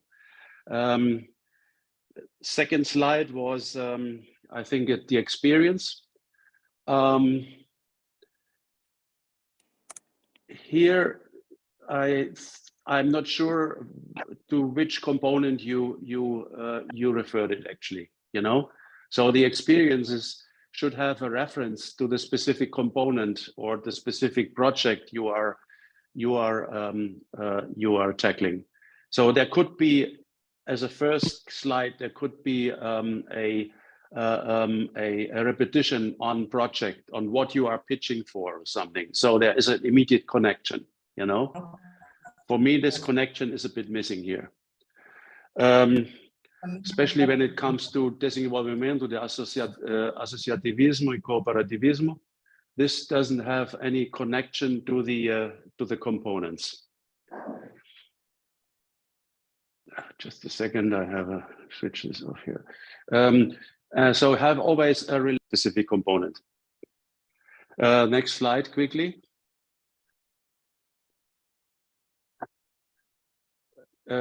Modelo de negocio. Think about a business model concept when you start doing this, and when you have a business model concept, then you can always attach it to the slides. Your concept here is financiamento, consultoria, capacitação empresarial, desenvolvimento institucional. These are the 3 part of your business model concept. There might be more. For example, you are cooperating with other entities. You are specializing in a specific area, you know, these kind of things. And your general competitive advantage, it's such. So have a quick to the next one, quickly. Tell the negocio. Vantagem competitiva como doador. I think this is very straightforward. I'm only missing one point. What is the advantage of having 20 unidades? What is the advantage of having 35 equipas de asistencia técnica permanente? This is these are facts only you're putting here, but it should be translated into advantage for the donor. So, like for example, you have contacts in the different regions. You have consultants specializing in the different areas in the region A, B, C, whatever, you know. Just switch the numbers also in 3 bullet points, and this is your advantage, dear donor. 1, 2, 3, 4, something like that. So, thank you very much. Muito obrigada, Wolfgang. Podemos convidar a sala 2 para fazer a sua apresentação, Wolfgang? Vamos pedir a sala 2, a seguir a sala 3 e finalmente podemos concluir com a sala presencial. De volta a si, Wolfgang. Obrigada. Nós somos o grupo 2. Tivemos muito pouco tempo para poder elaborar a nossa apresentação. Eu, pessoalmente, acabei entrando muito tarde, faltando 7 minutos para o fim. E com o grupo deu para trabalharmos sobre esta apresentação e criamos esta empresa Conto Import and Export, que é uma empresa de fomento à produção e fomento e processamento da manga para exportação. A nossa visão é garantir que a produção da manga, através do fomento, seja efetiva a nível de alguns pontos identificados a nível do país. Nós optimizamos a cadeia de valor através do fomento à produção da manga, distribuição, com a distribuição de insumos por contrato aos produtores e integrar os produtores na cadeia de valor da Come-to Import and Export.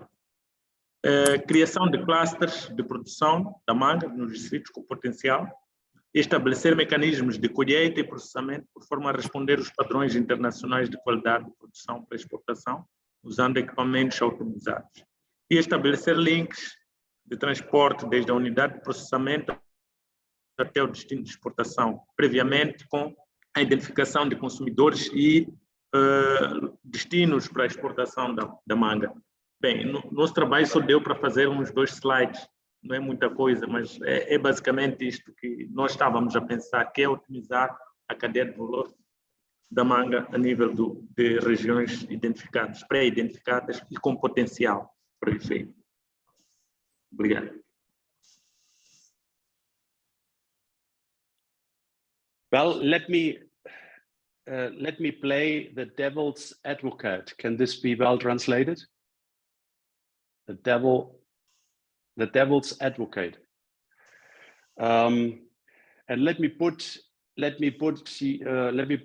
myself in the shoes of the donor, of your beneficiary you want to contact. I would ask the question very straightforward. Are you a business provider or are you a production company? Now, this would be my first question. Well, we were, I'm putting myself in the shoes of the donor. I would ask, well, we have been asking service providers to provide us a pitch for specific services on a project which we have proposed and published. So I think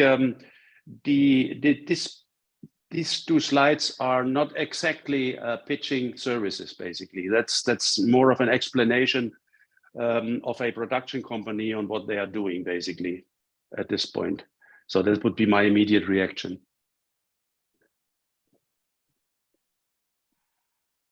Back to you, Ursula. Thank you. I must say, vou passar em português, de facto este grupo teve bastante pouco tempo para poder interreunir e produzir a sua apresentação. Obrigada pelo esforço. Eu inicialmente estava aqui com o colega da Vida, fazemos a mesma pergunta, se vocês fariam esta apresentação como SME, com PME ou com BDS, mas vimos que depois pronto, tem o conceito de fomentar a produção de manga, mas depois tem como é que podem integrar os produtores locais, como é que podem fazer uma criação de cluster, estabelecer mecanismos de colheitas e processamento e estabelecer links de transporte. É interessante, penso que com um bocadinho mais de tempo, se tivessem chegado mais cedo, poderiam ter trazido à tona um bocadinho mais. De facto, se estivéssemos a olhar, como o Wolfgang diz, pela perspectiva do doador, teríamos que ter este panorama um bocado mais completo. Obrigada pelo esforço, fico muito satisfeita que tenham, em pouco tempo, penso que entre 7 a 10 minutos, trazido isto para nós. Vamos passar para a sala 3, se faz favor. O representante da sala 3, depois temos o representante da sala 4 e depois temos a nossa sala presencial. Sala 3, se faz favor, faça a sua apresentação. Obrigada. Caros colegas, muito bom dia. Obrigado por esta possibilidade de apresentarmos aqui o que fizemos. Queria aproveitar antes de enquadrar. Estávamos aqui a conversar acerca de possíveis parcerias com criados, e a Criados disse que na próxima semana ou depois da próxima semana? Depois da próxima semana vai haver, no âmbito da Zona de Comércio Livre Africano, vai haver uma conferência sobre cafés e cacau, chocolate. Então, apareceu aqui a ideia de pegar esse caso concreto do café e pôr nesta apresentação. E tivemos a felicidade de estar o FNDS na sala, que tem financiado quase todas as operações de café a nível de Moçambique. Então, isto permite-nos. A apresentação não ficou muito bonita, não ficou sexy, mas atingimos o nosso objetivo, que era ver que stakeholders, é que haviam de potenciar este desiderado, esta necessidade de irmos lá para a África, ainda que nós estejamos presentes fisicamente, mas de ajudar a indústria de café por trás da indústria de café, aproveitando uma vez mais a Criados e o FNDS. Para nós não foi um exercício meramente hipotético, foi mesmo a tentativa de encontrarmos formas de conhecer e criar pontes e lançar bases para a parceria futura. E obrigado, Criados, aqui por ter trazido este tema. Acerca de companhia Profile, é meio fake. A IMO existe há 33 anos. Fizemos aqui um portfólio meio hipotético de $150 milhões de apoio a SMEs e em carteira 30 empresas startups com valor de $60 milhões. O projeto é internacionalização das marcas locais de café, é levar as marcas de café de Moçambique para os mercados internacionais. Hoje chega a Bélgica, Luxemburgo e África do Sul. E a nossa ideia é chegar mais a esses países e expandir para outros. Por que não conseguimos chegar a esses países de forma competitiva? Porque temos produção de baixa escala, está muito associada a áreas de conservação, gorongosa, marca. Certificação, para acessar muito desses mercados tem que ser certificação. Associada à certificação são embalagens inadequadas, falta de código de barra, mas acima de tudo é o custo de produção. O nosso custo de produção ainda é muito alto, temos que identificar formas de ajudar essas 30 empresas a baixar o custo de produção. Acesso a financiamento é clássico. Há muita falta de acesso a financiamento. Em termos de solução, os problemas são muitos. Tivemos que escolher algumas soluções. A primeira é expandir a produção com base no modelo do fomento, envolvendo pequenos agricultores locais. A segunda é apoiar na certificação. A terceira é apostar no café orgânico, ser gourmet. Em termos de business models, não tivemos muito tempo para desenvolver esta componente, mas a ideia é focalizar muito a volta de pertencer a Emocafé, registrar-se na Emocafé e, a partir de Emocafé, como associada da IMO, desenvolver todas as atividades que vão potenciar a industrialização deste setor. Que vantagens é que nós temos em relação a outros possíveis players que estamos registrados na Amocafé? Temos ligações à conservação, promoção do meio ambiente, ligações com a comunidade, conservação, geração de renda, geração de emprego, como o nosso competitive edge.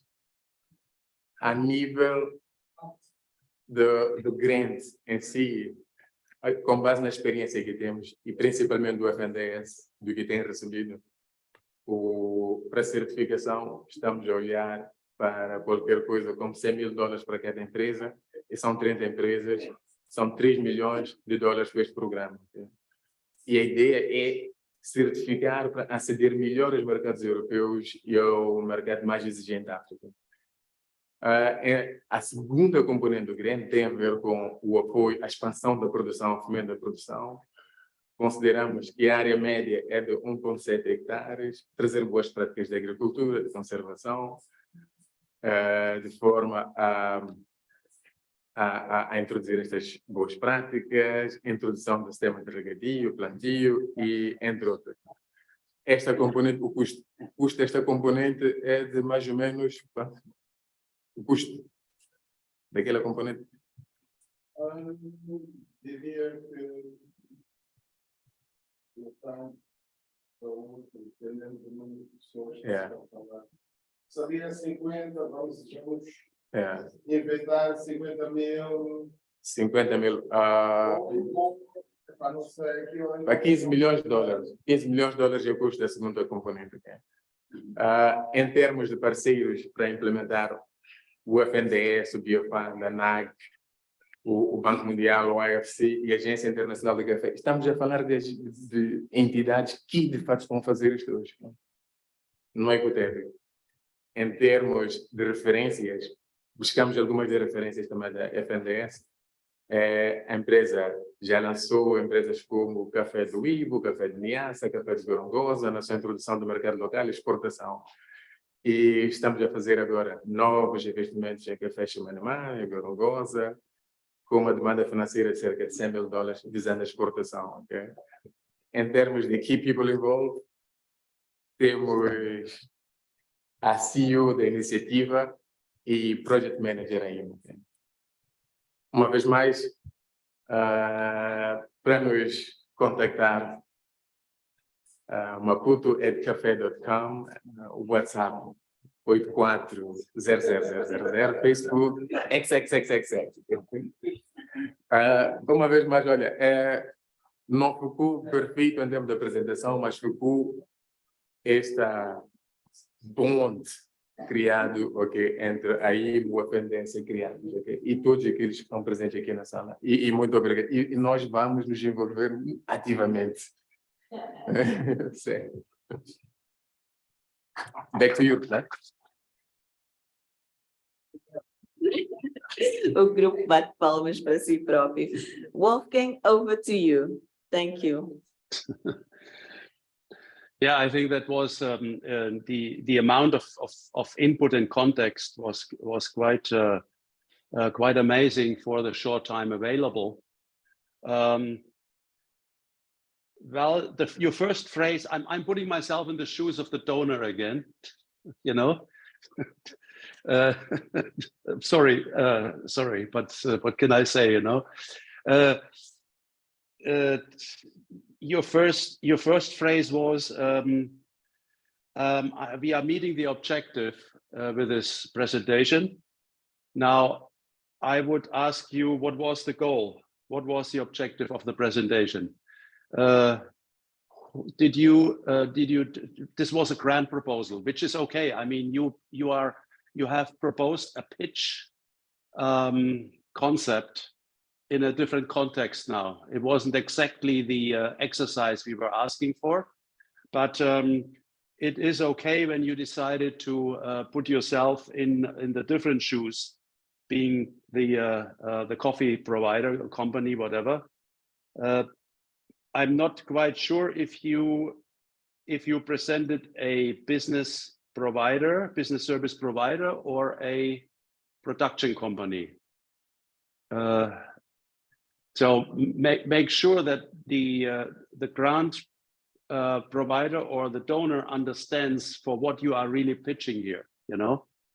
And as I said before, normally people read quickly, vertical reading to say. They want to get the idea immediately. They do not want to have too many explanations. They want to have something in writing. Got the idea, and then we'll ask questions later on. About the business model, I believe a business model, if you present a business model, it needs to be more than just one activity.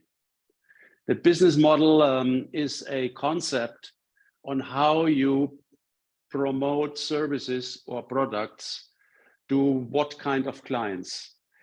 I recommend go back to the 2 or 3 workshops and webinars we have provided on business modeling in the past. It provides some ideas. So the term business model would need to be reviewed a little bit in this case. When you put text, don't mix up in a pitch. Don't mix up a problem analysis with intervention recommendations, because you already stepped a bit further. You almost provided consultancy input, you know, in a way. You understand what I mean? You made some problem analysis, and then you made already recommendations, but these recommendations were possibly taken out of a context, and it was not meant to have a concluding list of recommendations. The donor would probably ask, or whoever, why is he putting 2 recommendations? Are these the only ones he would have? Why is he talking about recommendations in a pitch, as we didn't even specify what would be the task the company or the BDS provider would be needed to do, like writing an analysis of the general problems of the coffee sector, or providing a consulting input within 20 days consultancy of the 5 most pressing problems related to export development. So whatever, you know, there would be a very specific demand. When you put the partners, probably differentiate between implementation partners and investment partners, you know. So you had a list of different partners. Some were related to co-investment, I assume, and others were related to probably implementation. As you rightly mentioned, it's for all of you in the different teams. There was no time to put a graphic kind of nice design on the slides, you know. The pitch decks are a combination of graphics, photos, and text. And sometimes photos and graphics are more compelling than a long text, you know. But the graphics always have to be in line with what you promote in your pitch. It shouldn't be just like colors and boxes and these kind of things, make it nice, colorful. It should be an infographic type of thing, you know, where graphics are strongly connected to your text proposals, to say. Okay, thank you very much. I think there was a quick exercise, and there was this last one, the first one specifically, quite a lot of input on the short time available. Thank you very much. Appreciate it. I would like to do some general remarks based on the experience I got with the different groups now. Time was too short, we all know this. It was not the point of having a perfect pitch deck at the end. Sorry, Wolfgang, we have Yeah. one presentation. Yeah, okay. All right, okay. Apologies, I was behind the scenes bringing it up from Okay. my... Thank you. We would still be missing group 3. Desculpa, tenho que passar para o português. Nós teríamos grupo 3. Não, obrigado, não sei. Mas este é o grupo 4. Engenheira, estamos com uma dúvida aqui acerca daqueles valores dos planos de negócio das startups. Então, é possível eles modificarem, no caso de obra, então eles colocaram os valores que para agora não é suficiente, mas eles podem cortar no tudo aquele bolo do seu plano de negócio para fechar as necessidades. Para guardar os comentários para o fim, temos mais uma apresentação. Sim, tem a obra e o valor não vão fazer, o valor não é suficiente. Eles querem cortar naquele valor uma parte, querem retirar alguns equipamentos que acham que não tem necessidade numa primeira fase. Não consigo. Já consegui. Caríssimos participantes, posso pedir para manterem vossos micros no silêncio? É importante. Vamos assegurar, antes de atender uma chamada, antes de fazer um telefonema, o nosso micro está em mute. Acima de tudo, eu pedi, se vão atender um telefonema, se vão tomar um café, coloquem ali. Também, se estão a curtir tudo, podem, por favor, pôr maninho nice, estamos juntos. E eu ainda não estou a ver isso.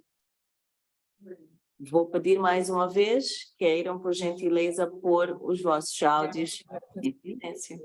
Vou convidar agora o próximo, o representante da BDS, presumo, Agronutri Limitada. Obrigada. Bom dia mais uma vez.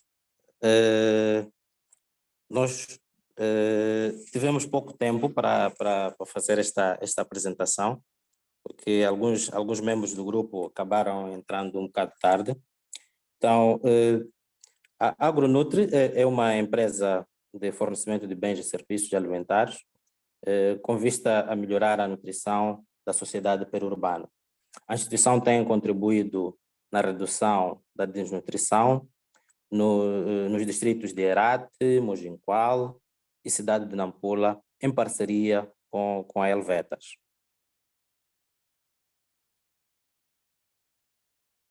Como problemas identificados e possíveis soluções que a Agronutri pode resolver perante ao parceiro, a instituição dispõe de soluções para resolução de problemas de desnutrição crônica na região periurbana de Nampula, contribuindo no fomento de gado bovino de corte, uma das principais fontes de proteína animal, bem como no fomento e assistência técnica na produção de soja para processamento de papas fortificadas. Vantagem perante a concorrência, além do fomento, a instituição garante a absorção dos produtos para o processamento por via de ligação do mercado, com técnicos capacitados e com conhecimentos sólidos em toda a cadeia de produção. Não tivemos muito tempo para fazer o próprio plano de negócio da entidade e apenas cá pusemos o pessoal que está envolvido neste processo. Temos um engenheiro zootécnico, um engenheiro de processamento e um engenheiro de agronegócios que podem potenciar e facilitar esta ligação e o processo que pretendemos submeter. Então, só foi isto que conseguimos fazer e não conseguimos ter detalhes. Podem ver que não está muito bem estruturado e organizado, porque tivemos dificuldade em termos de constituir a própria, conversar e constituir a própria sala. E muito obrigado.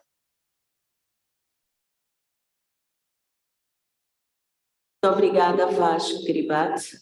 Vou passar a palavra para o Wolfgang. Muito obrigada. Right, thank you very much. A quick feedback from my side. Be aware of a first slide which indicates the type of project, the same comment as on the last group, you are referring to. Otherwise, it is more or less a very general presentation of the company. And what we want to do on a pitch for a specific project or a grant is being very specific to the project which is being financed, for example. So this was more of a generalized approach as well. You mentioned business model. We had no time to develop the business model. Fair enough. General remark for all of you. Try to implement a business model which you can use for these kind of things in general. Have a business model in your company, be it a production or a business service provider. Business model differ a little bit between production and services, but it would be helpful. So you can immediately respond to what is your business model question, and right. So thank you very much for that one. Do we have anything else, or should we continue? Let me quickly check if we have group 3. Sala 3 irá fazer a sua apresentação. Tem algum representante da sala 3? Now, we have limited time available, so I'm again trying to make it quick and simple.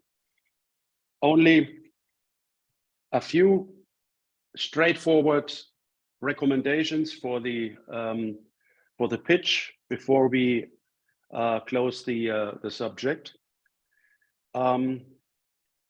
When you, in practical terms, when you start doing a pitch in your organization, have a project group which is focusing to pitch production, and then decide what is coming first. Do you need to find out more from the donor? Information. Do you have all the information available? Did you read all the project documents? So all these kind of things need to be clear beforehand, before you start putting something together. Then have a company branded pitch design, which, as I mentioned already, has elements of an infographic, has elements of your company logo, has elements of your company colors, if you have these kind of branding implemented. I think it makes sense to have a certain branding for a consulting company or a BDS provider, because this is the way how people recognize you, not only by name, but also by design, colors, and logo types. And then you have a principal pitch design, which incorporates everything. Right.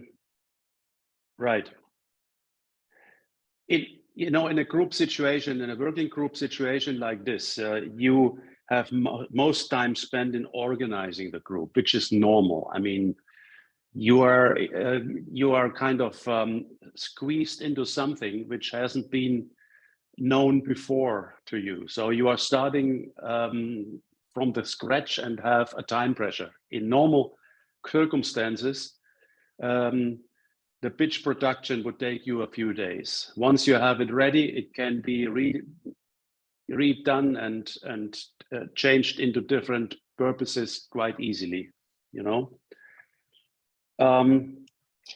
What else? Right. I believe the exercise was not just about having a perfect pitch. It was more understanding the concept, starting to understand what is difficult and what is possibly easy, you know.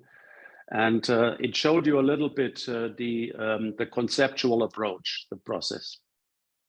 Right. I think that's good enough for the pitching right now.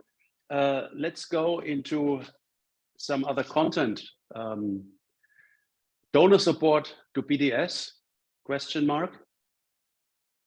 Design of BDS support programs or components.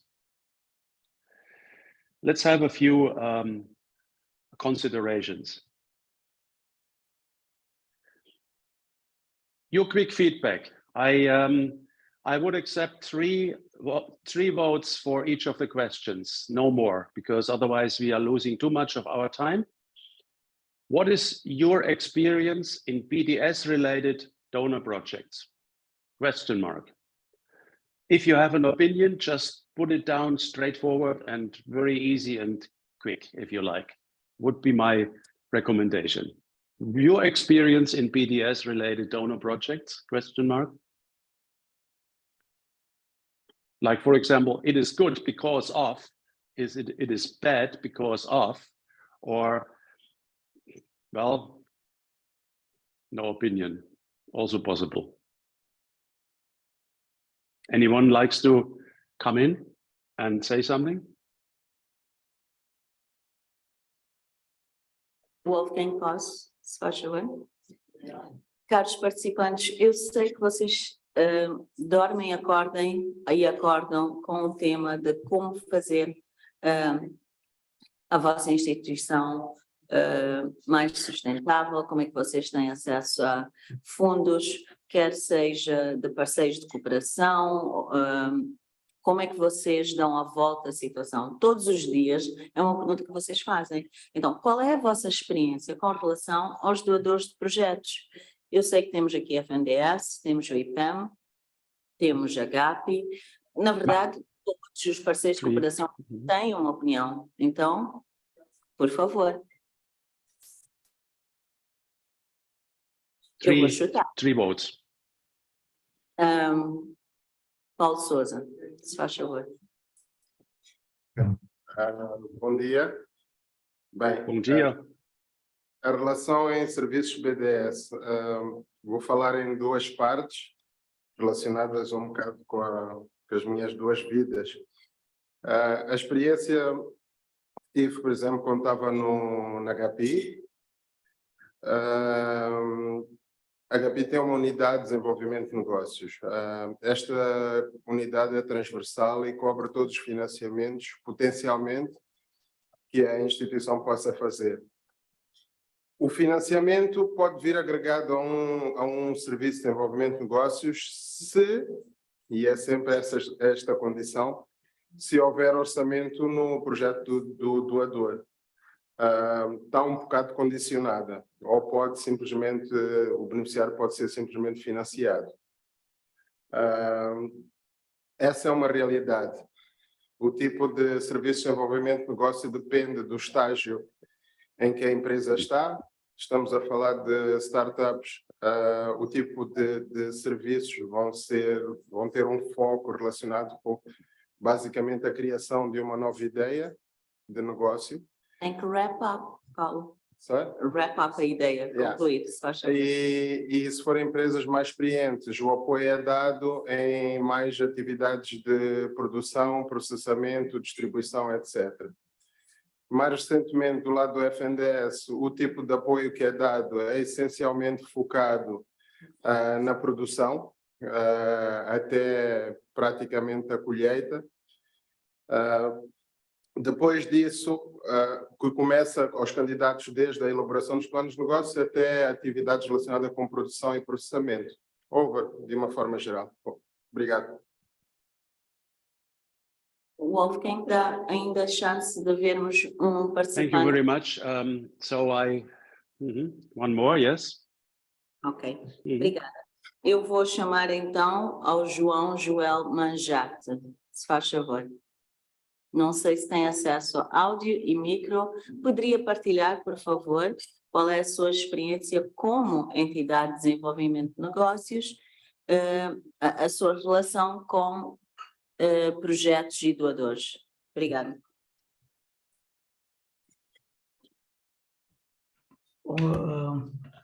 Estou um pouco apanhado de surpresa, mas eu também trabalho com a GAP. A nossa experiência no relativamente aos projetos e doadores,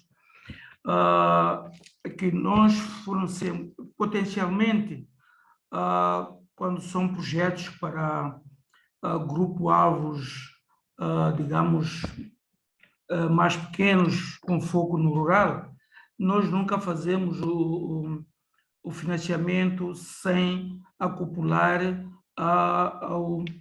a formação, portanto, ao desenvolvimento das empresas, dos grupos e por aí fora. Como dizia o colega que me antecedeu, quando se trata de empresas já mais formadas, há alguma limitação de dar as formações, o desenvolvimento de negócios, por causa dos custos que a empresa nem sempre pode pode suportar.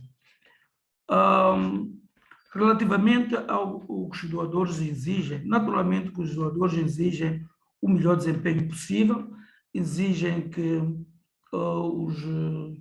os indicadores as metas sejam prontamente atingidas, e é o que nós, como técnicos, fazemos para acontecer, porque temos, digamos, temos a defesa da nossa própria empresa para a continuidade, e se nós queremos isso, temos que entregar as metas e digamos, os indicadores como combinado ou como projetado no projeto a implementar. Obrigado. Muito obrigada. Wolfgang, de volta a si. Obrigada. Thank you. Thanks for the replies. I think we continue. Interesting, the keywords, production and training, and a limitation of possible inputs due to missing funding, or at least missing payment by companies. So these are two areas which we discussed already a little bit: payment for service, and better service with more payment, and by companies receive more inputs when they pay for projects, for example, and more input-related interventions. I come to that in a moment, what I mean with this. I think we already discussed this quite a few times already. And I would like to ask the question to the general public again, to the participants. What are your main difficulties of BDS providers in international donor relations? Just pinpoint it, A, B, C, 3 responses if you like. The main difficulties of BDS providers in international donor relations. Paulo, espera, vamos deixar outras vozes. IPEM, se faz favor.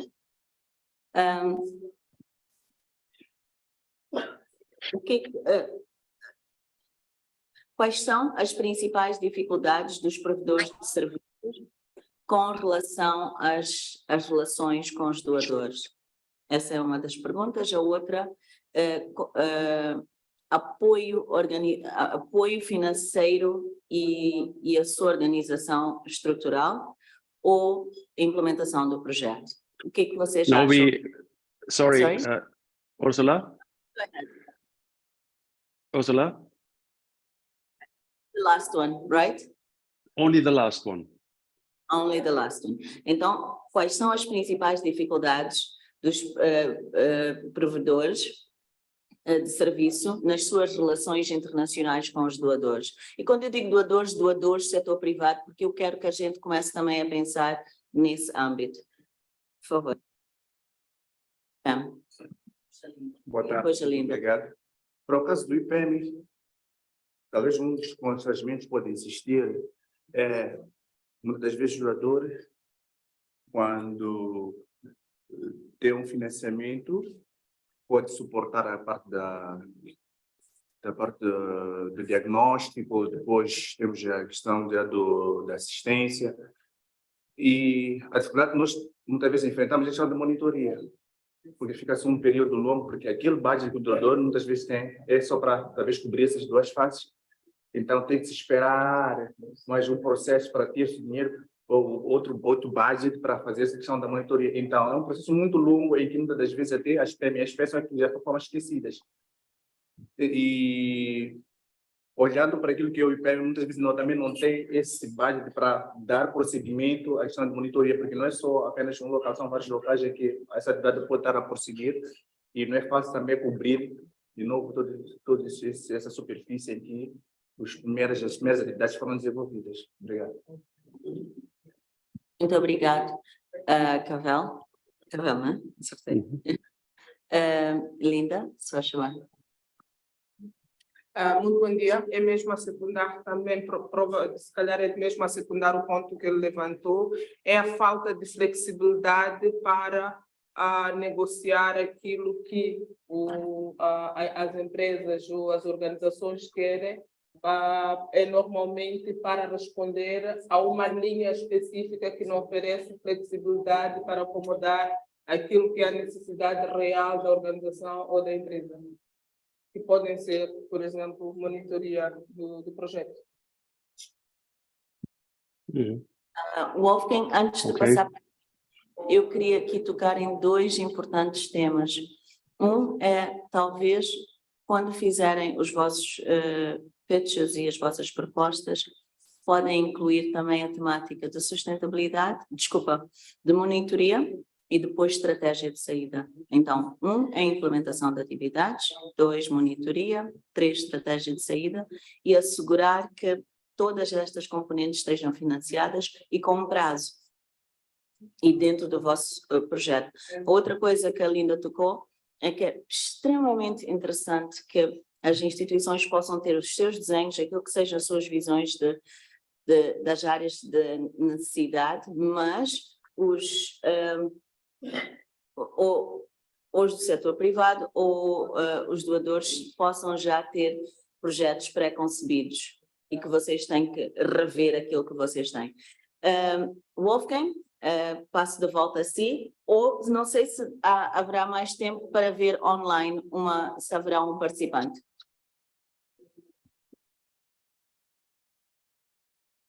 Okay, then let's continue. Okay. Thank you very much. Two points are absolutely crucial. We will talk about monitoring in a minute for a few minutes. This is crucial. And the flexibility is an issue, which is unfortunately always a problem because of the processes involved, you know. This is something we can only comment on, but we won't be able to change that as it stands. But at least we should come up and talk to our donors about these problems and trying to make them aware where the issues are actually related. I want to show you quickly a few quotes from donor documents. This is not showing any Mozambique-related comment, just to say that. It has nothing to do with specific projects. It's something I found out somewhere, and it can be older or newer, but just to show you a few comments, how in different parts of the world donors are commenting about BDS. The question remains, and this is from yesterday's discussion as well, why micro and small company owners do often not want to buy BDS services. So the whole issue on payment, be it larger companies, of course, easier, smaller, more complicated. It's an ongoing issue in discussion, and it's not solved. Most of the business consultants are targeting medium and large enterprise because of lack of capacity or willingness of micro and small enterprises to pay for management services with rather medium and long-term impact. So often the results are still considered short-term, and we all know that impact is not easy to measure. That's complicated, and it continues to be complicated. Another comment, marketing of services are selling services to a great number of individual customer enterprises often seems to be a difficult approach and even ineffective for most of the BDS suppliers. So it's about marketing of services, no? Seemingly have been complicated. That's why we discuss pitches, for example. We want to make it simple and easy to donors as well to select suppliers. It is not evident that good services will automatically find their market. There was another interesting remark of one of the donors. Again, nothing to do with Mozambique. I have not connected to any Mozambique feedback, and I didn't even find any. Good services need to be promoted as well, and it has to be discussed. What is a good service? Is it timely? Is it technology? Is it providing very nice and valuable SME analysis or upgrading planning? So it has to be defined. What is a good service? So never use this kind of wording. We are providing good services, you know, in your pitch, for example. That makes no sense. It's too generalized. Everybody is speaking about impact evaluation. What about activity monitoring? There was another concern. Huh? Another few ones. Activity monitoring is the basis of impact evaluation. This was connected, you know. Monitoring, my comment here, is remaining a complicated issue for different reasons. In a moment, I will discuss it a little further. The M&E system of the former GTZ, it's quite some time ago. GTZ, it was GTZ before, now it's GIZ. Long time ago, they changed name. Of the former GTZ BDS project in Ethiopia was a simple one. Not from the Harvard University, but efficient. We developed a system of permanent activity monitoring and data collection and engaged a permanent M&E officer. So again, it is about monitoring and data collection, and have data collected in a clever way so it's available. You can always answer questions. What happened here? Why didn't it change? Why are there no changes at a company level? How many people were trained? What kind of people were trained? What about genderism? All these things coming up, you know. In a large project, you know, a BDS provider should even consider having one person assigned to M&E in general. Most of the Ethiopian BDS providers and BDS facilitating agencies have joined the Ethiopian BDS network for further experience exchange and collaboration. So they understood, and it was for the donors a very good message, that BDS providers are joining and not being competition in the first place. So they're trying to join and increase forces and increase their possible output quality. M&E cannot be implemented toward the end of a project phase, but needs to be active right through the implementation process. Often this is a problem, and because putting an M&E system in place takes time and needs efforts.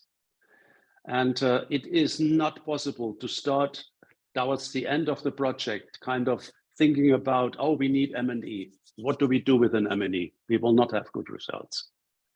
M&E is part of the planning phase. No?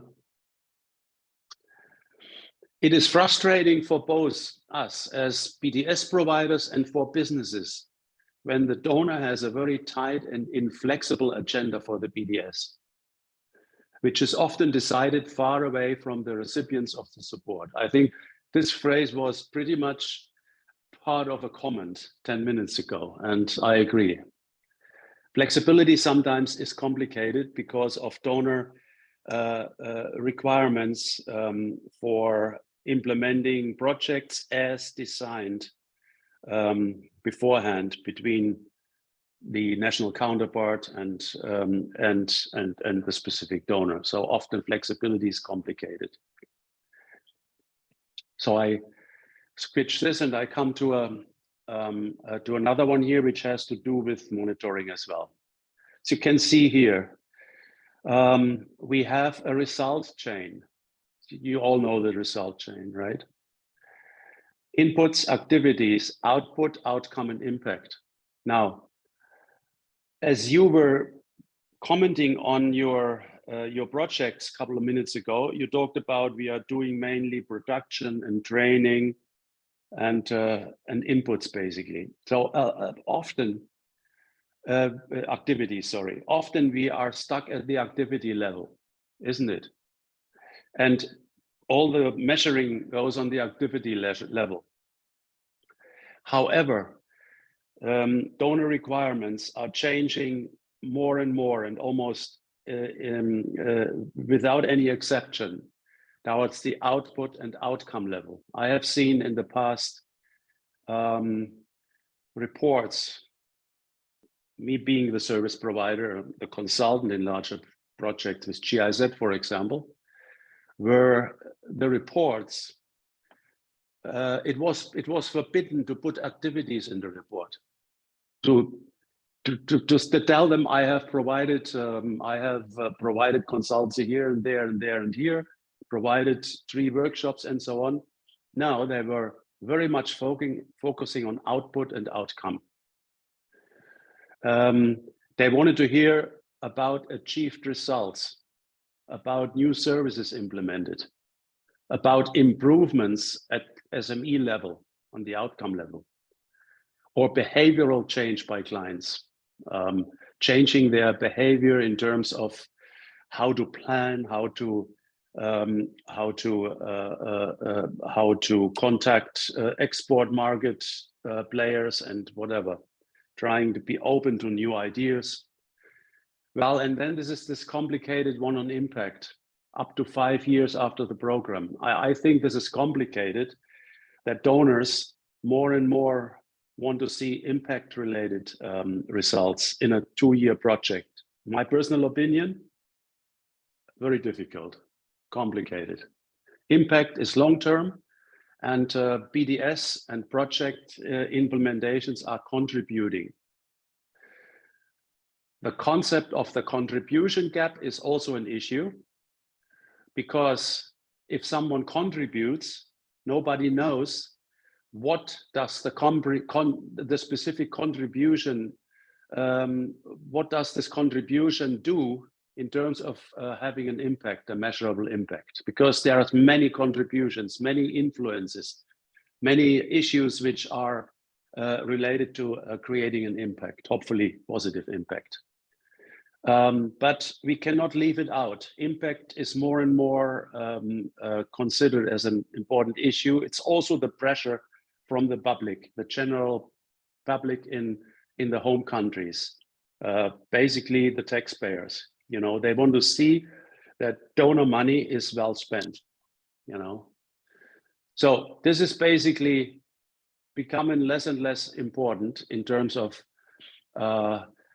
course, it has to be counted, it has to be done, activities, but in terms of measuring output and outcome. So always the results of the activities have to be measured. No? And the inputs, well, this is obvious that inputs is the personnel, the money, the resources, all that kind of service framework you are providing. No? And these are the time frames, basically. No? Beginning of the cooperation program. This is what you are pitching, basically, here, in a way. You're not pitching a time framed, a framed output or outcome, result framework or something. You're not. This is too early, of course. No. I think we only have. I get you. I think we only launched and put the polls up from last. Okay, then no problem. No problem. Then let's continue. Fine. Okay. DFID. This is the British support donor program, as you all know. DFID. In 2014 they implemented an interesting new concept. Their understanding of economy, efficiency, and effectiveness. You know, so they format their programs and they pay for interventions basically on an efficiency and effectiveness measuring level. You know, they are looking for a best possible cost-effective implementation of a project from input to impact. And they do it in in a very kind of concentrated way. I don't know what changed since 2014, but this was how they started. Would be interesting to go more into it when you are interested in understanding their concept. They are linking their payment to results of interventions. So they have performance and process questions and impact evaluation questions. For example, on the performance process questions, do incentives focus implementers on producing desired results? So is the money put in the right, into the right kind of focused implementations? Is there a greater innovation and flexibility in approaches to delivering services? So they are even accepting flexibility in a way, no? And they are looking for innovation as long as the goals are delivered, basically. And then they go into impact evaluation questions. You know, yeah, there is of course something complicated like unintended negative outcomes. This is a very complex one. You know, if you increase say a process in a larger company, you put additional machines in the company. What happens with the human resources? Are you kind of releasing personnel, or are you able to retrain the personnel? So this could be an intended or an unintended negative outcome, for example, and so on. It's about cost effectiveness, and so on. And again, as you can see, they want to see the outcomes produced. They call the system payment by results, PBR. And they considered a new form of financing that makes payments contingent on the independent verification of results. So very much result oriented. Here is a link to the definite manual. If you like to know more, just go to the manual and have a reading if you like. No. So their main goals are accountability, incentives, flexibility, and efficiency and innovation. They want to see innovative approaches. They allow for space to adapt use of inputs and processes to efficiently achieve results. So as you can see, they go a step further and they expect a new way of thinking. And I think that's quite nice. Other donor projects, you know, have simple BDS related to BDS providers indicators like these, you know, number of SMEs which request BDS programs, you know, so just counting an outcome basically at this level, or at least 20 demand-oriented services are being developed and managed. No? So new demand-oriented services are implemented and so on. And then there is a 70% of the representative MSME have been reached by the program and assess the supply and benefit of BDS. So not only reached, but it has to be proved that they are demanding services, no, in a way. So this is one of the one option. The other option is like having a BDS providers, and we are here looking for the indicator of having 15 private and public BDS providers trained and supported, no? And in general, strengthening and coordination, integration in the targeted value chains. So this is a more quantitative based indicator. Well then, so this is just to show you a few ways how donors relate to indicators and to monitoring. And again, this again is something Ursula also mentioned in the beginning. Of for your relationship management to sponsoring partners. Besides donors, you have private sector partners. You have government partners and banks. No? And don't forget to pitch all your potential financial partners, actually. So you have always a few baskets, you know, you can feed yourself. Now, also important for the future for focus of future cooperation projects, be prepared to step into new topics. New topics are, for example, environmental protection.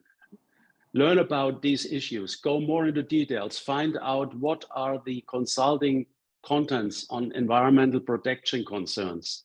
What about climate change mitigation and adaptation in projects? Where can you promote yourself by with new service content?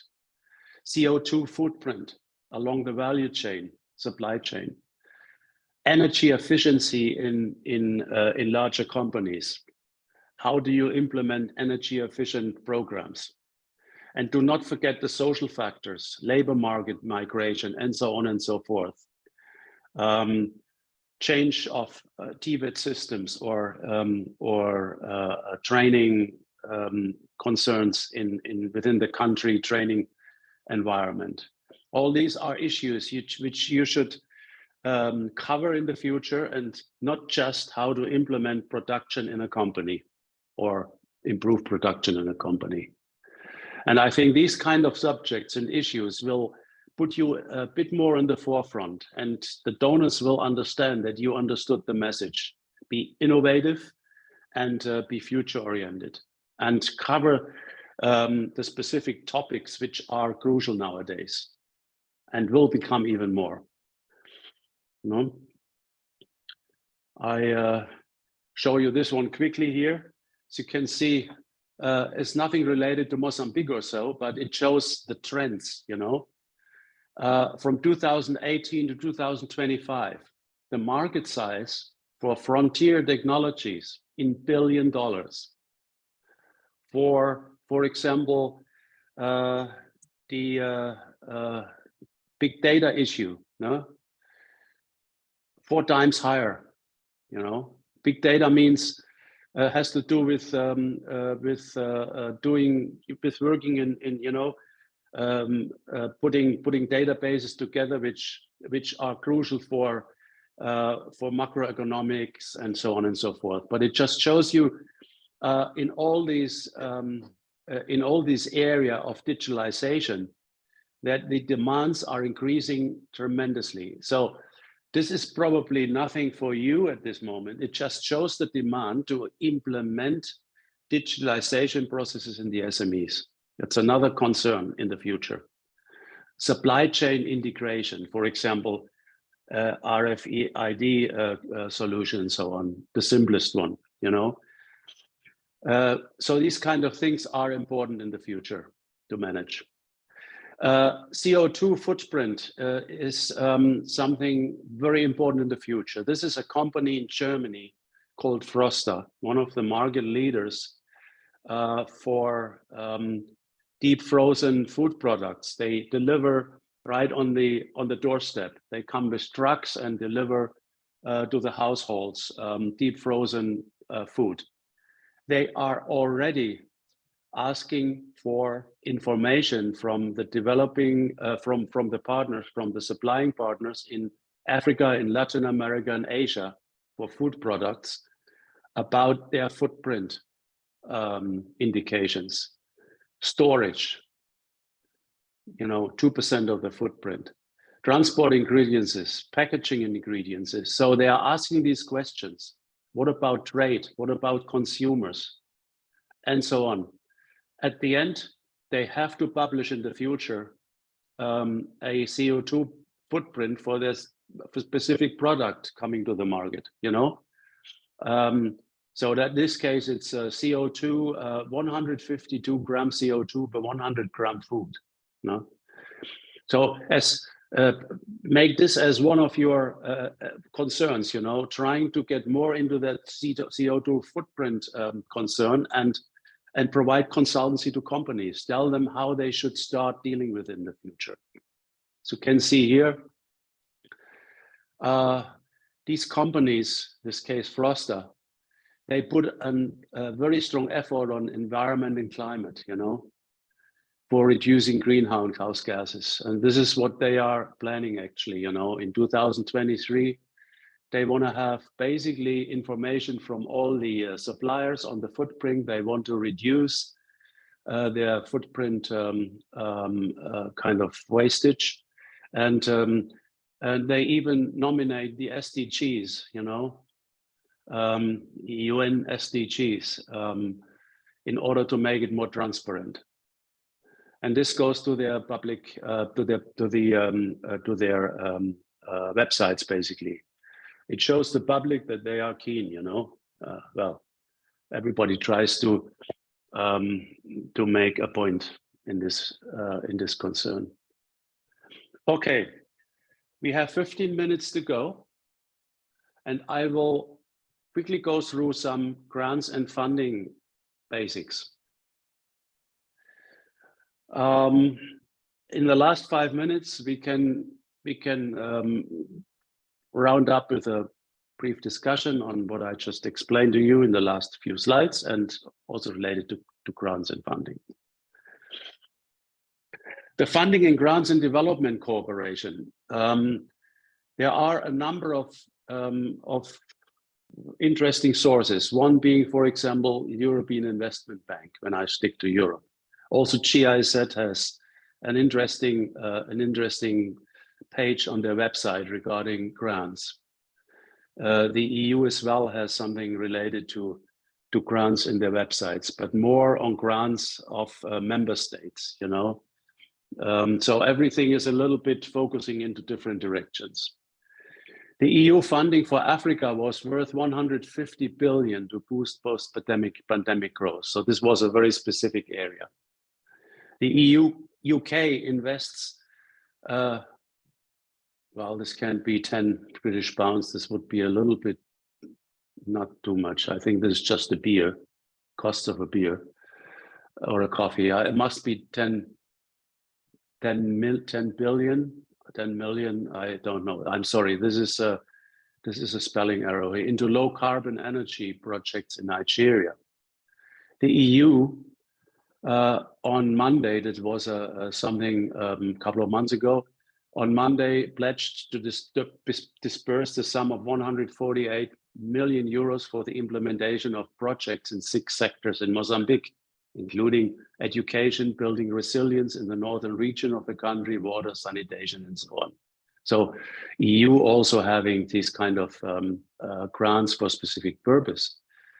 In 2007, the EU and several EU member states and EU Africa Infrastructure Trust Fund was created, you know.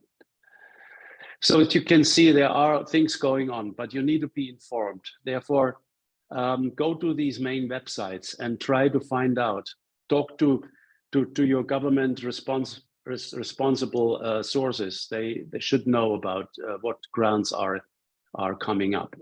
Talk to the donors as well. They have an idea about it as well. So you are informed about it. OPEC is another very huge funding organization. Their main funding goes into these sectors, of which is basically most of it is also relevant in your country. They have interesting guidelines for funding links. I show you in a moment. You can go into these guidelines and they will help you to set up your funding process in an easier way. The OPEC has grants for special development initiatives of global or regional scope, and these are the input areas basically. The grants for country-specific activities and projects, of which I don't know if there's anything going on in Mozambique right now. You will know it better than I do. there are emergency aid grants in support of humanitarian relief organizations. This is a very large part of it. No? And co-financing requirements for the interesting as well for many of the OPEC funds.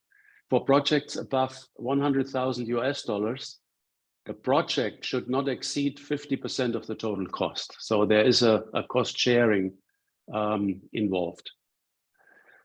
Okay, now let's have a quick look here. What they have on their website, opecfund.org. The grant application process is very well explained, and you have some interesting links here. The form can be downloaded, for example. Where is it now? I can't access it, sorry for that. That will be just a second. Okay. Here we are. All right. So this is their grant application form, and this basically already shows the main requirements you have to fulfill. You know, besides the organizational data, they want to have a reference to the project proposal. No, they want to have a detailed information on your organization. Like brief introduction, 10 lines maximum, also brief, not much text, bullet points again. And then they want to talk about the funding sources, executive summary of the specific project you are aiming for, some background information, and then they go into the project description and so on and so forth, your project inputs you are promoting, the impact you are expecting, very important, on direct and indirect beneficiaries. And then there is an important part, which I have here, which is related to the detailed project budget, you know, and costing. So you have direct costs and indirect costs. You have to read the different granting organizations' specific ways of putting together the budgets. But usually it's always about equipment, material, services, and it's about direct and indirect budget components. So if you go through here, you have already a lot of indications on how to provide information for your specific grant application. No?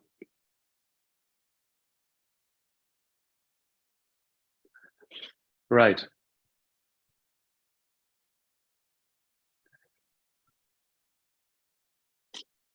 I think it's an interesting idea, and you know it better than me, maybe, because you have been doing these grant applications already. But grouping might be a useful idea, not only going by institution, because when you group, you may have a better opportunity, because the grant provider sees a conceptual approach, an integrative process. And the other one is related to individual BDS providers, which probably have more limited chances to be eligible as a recipient. That depends a little bit on the project, I assume. But before you take a decision here, connect to the donor projects or to the grant providers' specific websites and contacts, and find out what is the case actually. For the funding and grants, have an implemented regular internet research, as I mentioned. There's a little bit the wrap up. Have a good idea of what you are aiming for. Very much is disaster relief, so this would not be your case. But climate resilient related programs could be something interesting. For that, you need to put up your knowledge level, of course, and your service portfolio. public health, well, maybe not for you as BDS providers, but this one could be an interesting object. Best option for BDS providers and consulting firms, as I already mentioned, contact foreign embassies or donors for the planned and running grant programs, so you are aware of what is going on and you can prepare yourself very well. And be prepared to apply in grant or regular donor fund finance projects or programs. Well, we were now talking about grants, and before we talked about donor finance projects. So these are the two different areas you want to tackle, actually. Well, what about the budgeting? Again, here there are many examples in the internet.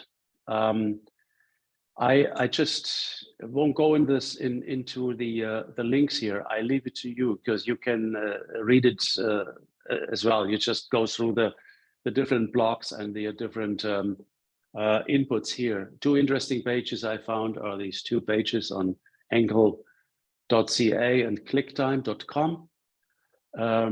Also see again the OPEC fund website. This provides more information. Principal steps, well, search for grant opportunities that fit. Second, search for teaming with other local partners or co-finances, if applicable. Indicate internal research team in your company. You know, have someone who is specifically responsible to make that research and monitor the outcome. Search for background information and review the project narrative. Often people tend to not read these complex documents sometimes well enough. You know, this is always a very dreadful exercise, but without doing this, you won't be able to even pinpoint the right approach to your grant proposal.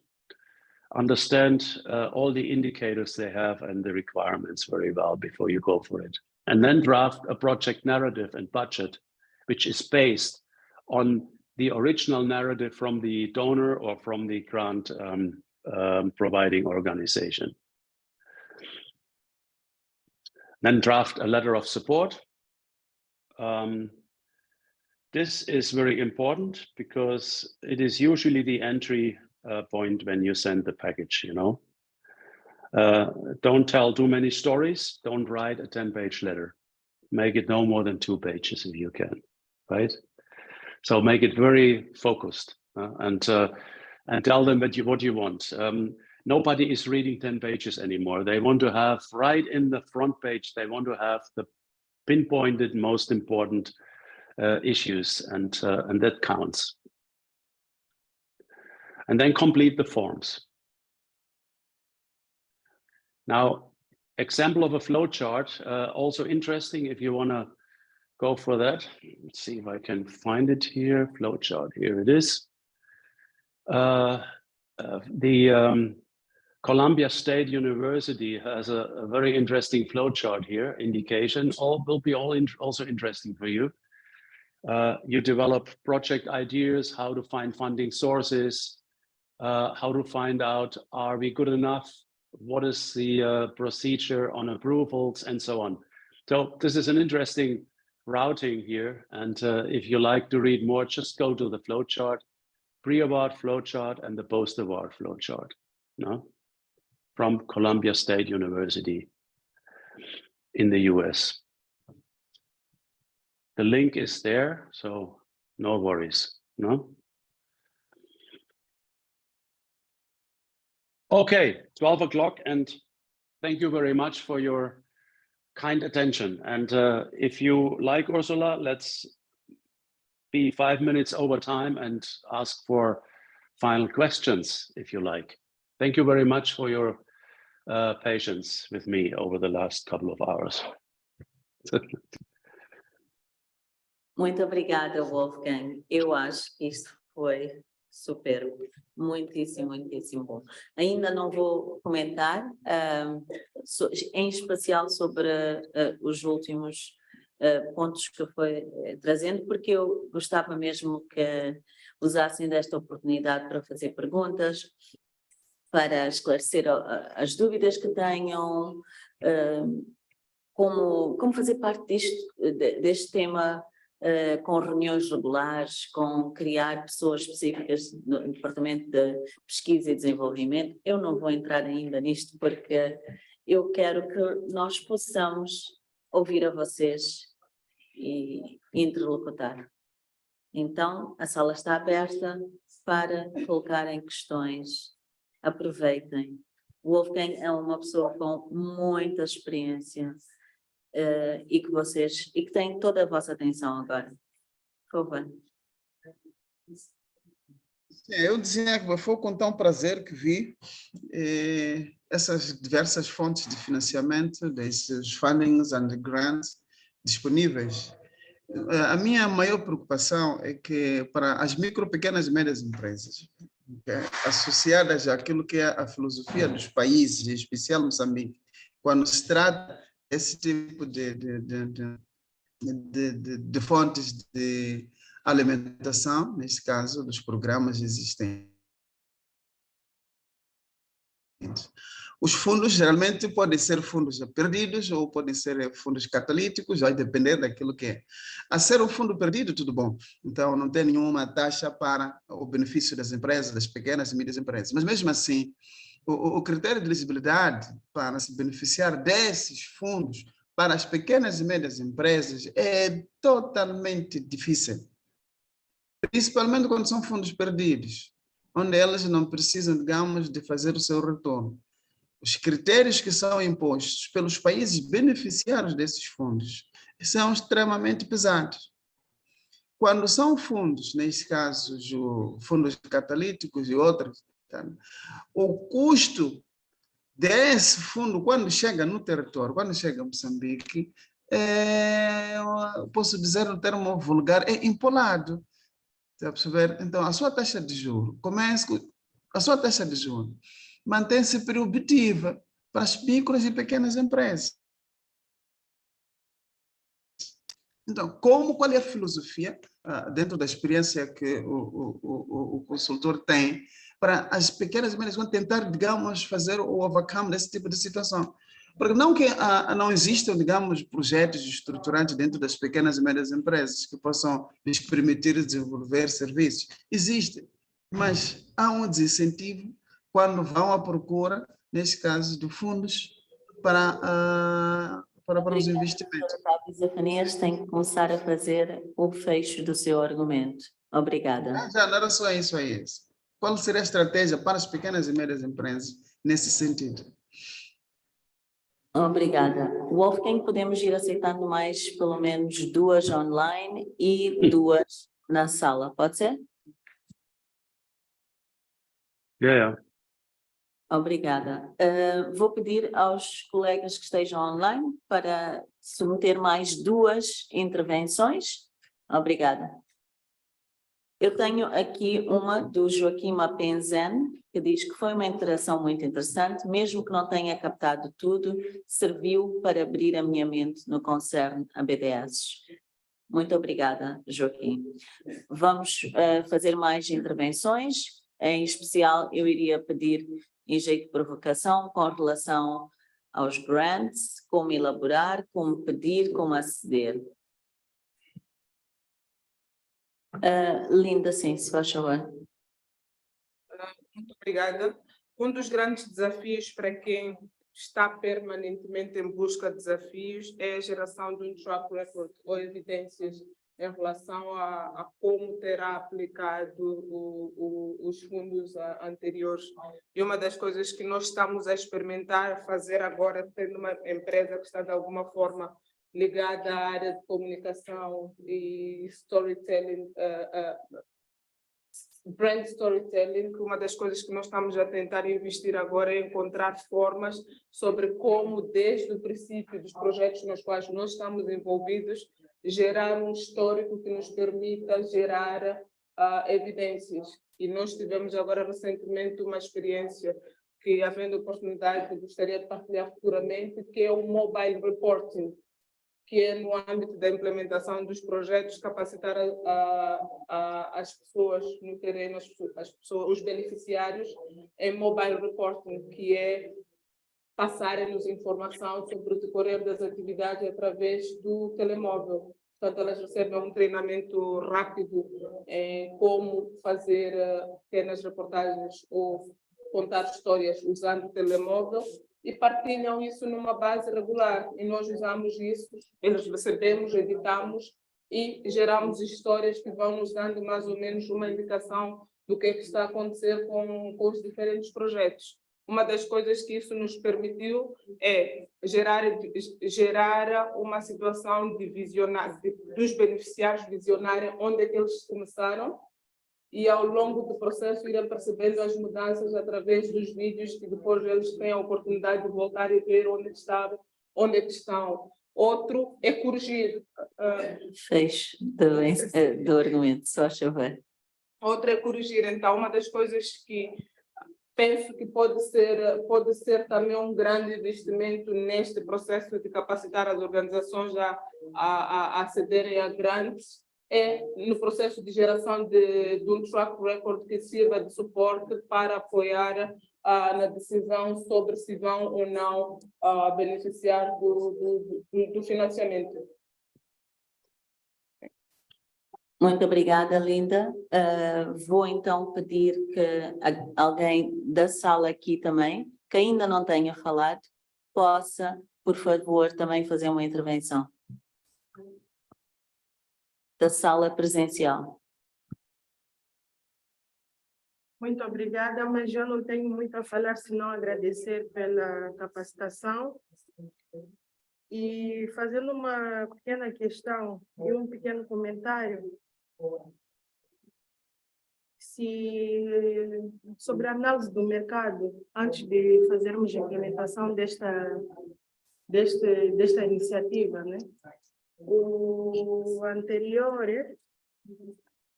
interviu, tenho aqui uma nota, desculpa, só um minuto.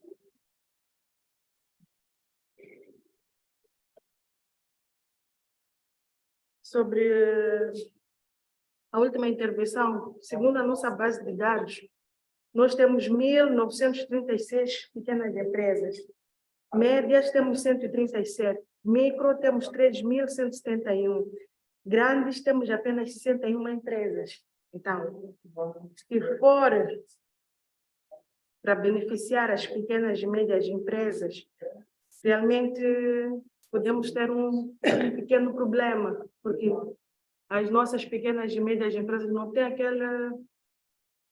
aquela capacidade financeira para suportar esses tipos de projetos e vão ficar, de alguma forma, lesadas. Estudando isto aqui é uma análise do mercado existente, é uma pequena amostra daquilo que nós temos, mas continua a ser ainda crítico, né? Só temos 61 empresas e dessas tivemos, por acaso, recebemos há 2 semanas um investidor vindo de Portugal que queria implementar um sistema de controle desde a entrada de estoques até a saída do mercado, toda a cadeia de valores. E ele também fez uma análise e as beneficiárias, ele não conseguiu ter, como posso dizer, não conseguiu ter resposta das pequenas e médias. Apenas uma grande que conseguiu aderir a esse sistema de controle de todo o estoque, desde a entrada e a saída. É uma empresa ligada à área de agricultura, né? Ração, produção de ração, foi única. Então, acho que vamos implementar esse sistema, mas com muita dificuldade para pequenas e médias, eu acho. Obrigada. Eu vejo mais uma mão, mas eu aqui queria fazer uma ponte de ligação. O Wolfgang disse que quando vocês estiverem a pensar em elaborar os vossos pitches, pensem na possibilidade de fazer propostas conjuntas. Eu queria lançar um desafio aqui. A área da Direção Nacional da Indústria, eu vejo, e os dados que ela partilhou é da Direção Nacional da Indústria. Nós temos aqui a IMO, pronto, temos também a GAP, temos o IPAM e temos outros. O interessante, por exemplo, seria a problemática que ela lançou ser a solução para as BDS criarem apoios para estas PMEs que estejam na área da indústria, que estejam a processar e possam ter o apoio e crescimento de vocês, BDS, para que elas melhorem. Aqui o interessante não seria a PME receber o apoio, receber o grant. Quem recebe o grant, quem aplica é a BDS. E a BDS resolve um problema que existe na comunidade, ou na comunidade das pequenas e médias empresas oferecendo este serviço. Eu ainda não vou começar, eu vou de volta, sei que temos um comentário na sala, eu vou passar a palavra e vou alocar, vou pedir aos participantes virtuais para estarem preparados que vou alocar mais 1 e 2 e vamos encerrar. Por favor. Obrigado, Úrsula. Parte do que eu queria comentar já acabou cobrindo. Mas do lado do Alvo, sob o ponto de vista estratégico efetivo, qual seria a abordagem mais acertada para o fundraising, principalmente na negociação com os doadores? Fez menção, e a Úrsula também colocou aqui, a possibilidade de fazer uma intervenção em grupo. Olhando para o lado do setor privado, bom, que está devidamente constituído em termos do CTA, se for para trazer um grande para o país, qual é a mais-valia de trazer neste conjunto instituições públicas ou o Estado, nesse caso, para uma vantagem do ponto de vista de, não sei se posso dizer de competição. Estou a olhar para, de forma individual, como instituição, o risco de aceder a este falou da OPEC, não é? Qual seria a estratégia mais acertada? Como país, como setor privado, mas envolvendo instituições públicas neste fundraising? Não sei se me fez perceber. Ok, Wolfgang, you got that, right? Posso passar para a próxima pergunta? So, yeah, I didn't fully get the question, the last one. Ok, vou pedir só para ser mais sucinto e talvez esclarecer. Obrigada. Wolf, do you hear me? Yeah. Okay, my question is on effective. That's in terms of the fundraising. If I'm correct, the most effective way to get the funds from the donors is to engage the private sector in the group together with the public institutions, or either the private sector organize it. Because I'm looking for the funds for the country. So which way is the most effective? Private sector organize it itself, or together with government institutions to get funds for the country? You are putting me into a difficult situation. I don't have a very good answer here, I guess, because I think it depends very much on how you act, how your government and private sector acts in a way more efficient. Is it the private sector or the public sector? Depends who is doing a more efficient work in this regard. But in general, I'd even like to see the opportunity of having a private-public partnership, for example, in a way, as a starting point. This could be also something, you know, for a specific purpose. From my position over here, being in Europe and in Germany, I would always see the private sector as more appropriate. From my perspective over here, I can see that government often is not very close to the real concerns of the private sector.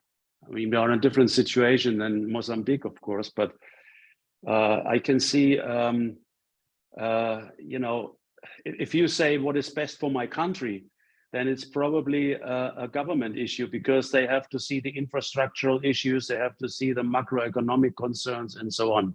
If it's more on a company group or sector related concern you are talking about, then I see the private sector as more suitable, because they have the idea of what is happening in their specific sector, you know. So I think there's no simple, easy answer to that question. I want to come back to the first input from Apex. It's also a little bit related to that. There was the issue on SMEs probably not being able to respond to the funding requirements, conditions, in case it's not a lost fund or something, you know. Again, here an example from my world over here.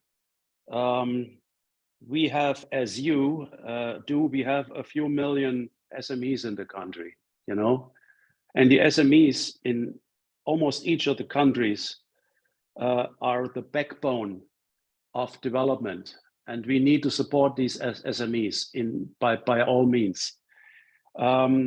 SMEs, as smaller they are, as more difficult for them to apply for anything. Absolutely agreed. Therefore, I can see it over here. We have a huge amount of government support programs for SMEs, for example. So SMEs are more related to regional and national programs, which are more focused and more kind of streamlined to the specific purpose. Larger companies will go more for the large and more, call it wider grants. There's, for example, a lot of regional development programs in the different regions, like you have the different economic zones, you know, and regional zones like Maputo or Northern or whatever, or Nampula or whatever. All these zones have their own development programs. We have this in Germany very strongly developed. And there's very specific demands, like, for example, companies going more into climate change. So, and they're not providing money for just general issues so much. There's more for very specific concerns. Companies developing into climate more into energy efficient terms, or going into very specific areas of general public concerns, you know. Yeah. And of course, over here we have the EU development grants, which is also huge. I don't know how far the SADC whatever has development grants in this perspective. If there's any inter-African or trans-African grants available for that specific purpose, I don't know. Ursula? Yes, sorry, I thought you were asking the floor a question. No, I was just making a comment. There was not a, there could be a comment, but I was not asking for a comment, but I think the situations in each country are very different in this way. But I agree for one aspect, which is smaller companies have often difficulties to respond to the requirements of some of the grants. That's for sure. Uhum. Thank you. Eu vou pedir mais uma intervenção em jeito de fecho online e vou alocar a Nancy Macarim, porque ela esteve bastante presente, e gostava de saber se sai daqui com alguma inspiração e se puder partilhar se tem alguma dúvida também, ou alguma coisa que lhe chamou a atenção durante o dia de hoje em particular.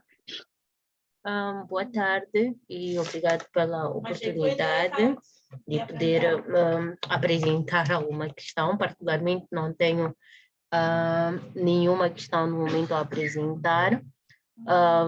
E pronto, em termos de lições, já temos algumas noções básicas de como estruturar propostas de modo a tentar atrair a atenção dos doadores. E sendo uma instituição financeira de desenvolvimento que busca financiamentos de terceiros, é importante termos este tipo de perspectiva de como apresentarmos as nossas propostas e como vender aquilo que são os nossos produtos e serviços. Então, agradecer por esta formação e dizer que vamos fazer uso da informação que aqui podemos aprender. Obrigada. Muito obrigada, Nância. Eu vi que a Nância foi colocando as suas questões ao longo do tempo sempre, então faz todo sentido que fez agora, em jeito de fecho, a observação final que nós agradecemos. Wolfgang, eu então iria dar por terminada esta sessão de perguntas e respostas, talvez deixar-lhe dar uma oportunidade para colocar as suas remarks finais, para depois eu também fazer um breve fecho, e aqui seria mesmo um apelo, porque eu estou assim com uma comissão para fazê-lo já. Então, de volta a si. Obrigada. Yeah, Ursula, thanks. And I have no final remarks. From my point of view, I would just say thank you again to all of you, and hope to see you soon again. Back to you, Ursula. Thank you.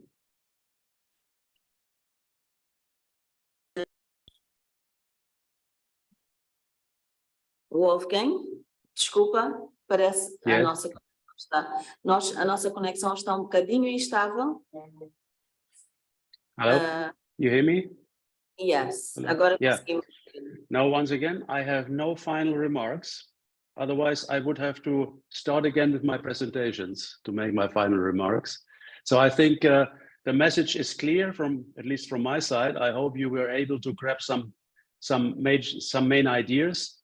You have the material which you can use for further research.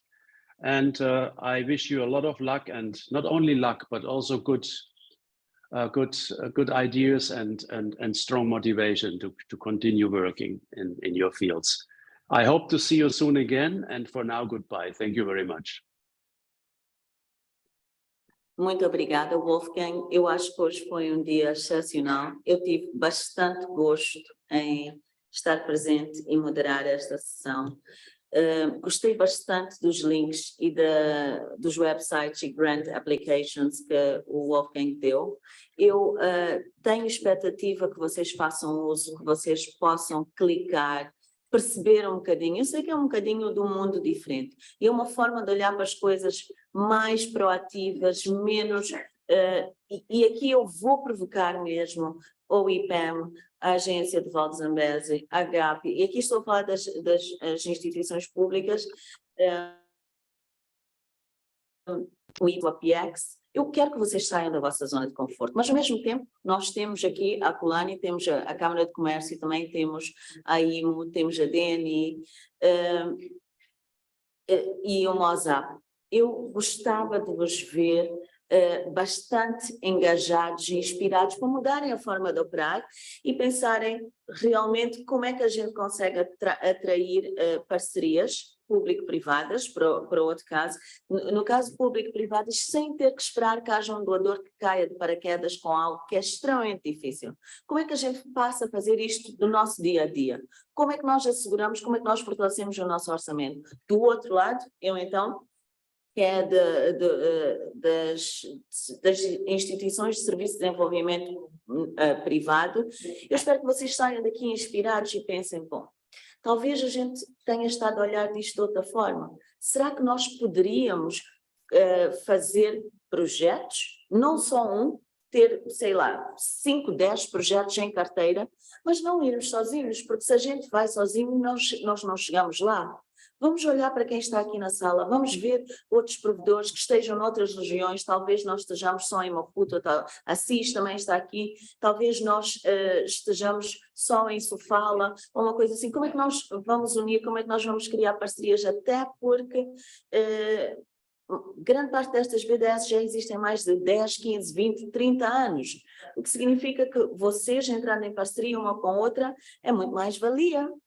Mas, acima de tudo, a função de começar a pensar em ter alguém com a função de monitoria, a ter um departamento de pesquisa e desenvolvimento e como colocar desenhos de projetos que sejam discutidos, que sejam bem feitos, que não sejam aquela forma antiga, mas que tenham um pitch, que tenham um pager e depois tragam assim algumas, a Linda falou em evidências, tragam evidências, mostrem as vossas valências, mas acima de tudo, eu gostava que isso passasse a ser uma coisa que vocês fazem, com reuniões mensais, submetem, e a mais de 20, 30, e todo dia 1 de cada mês vocês voltam à recarga, mandam um e-mail, querem saber, tem que ter um follow-up, tem que ter um seguimento, tem que saber como está.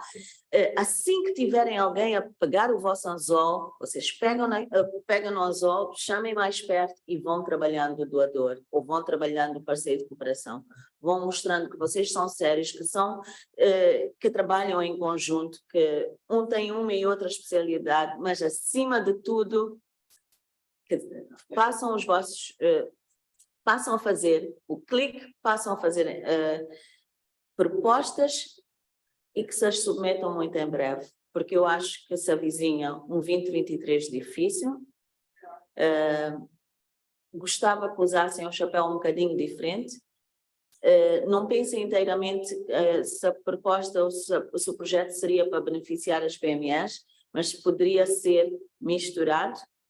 PMEs e vocês, mas para convencerem os do setor privado que seja, haja uma comparticipação de custos, mas acima de tudo, talvez vocês cobrem um FII administrativo.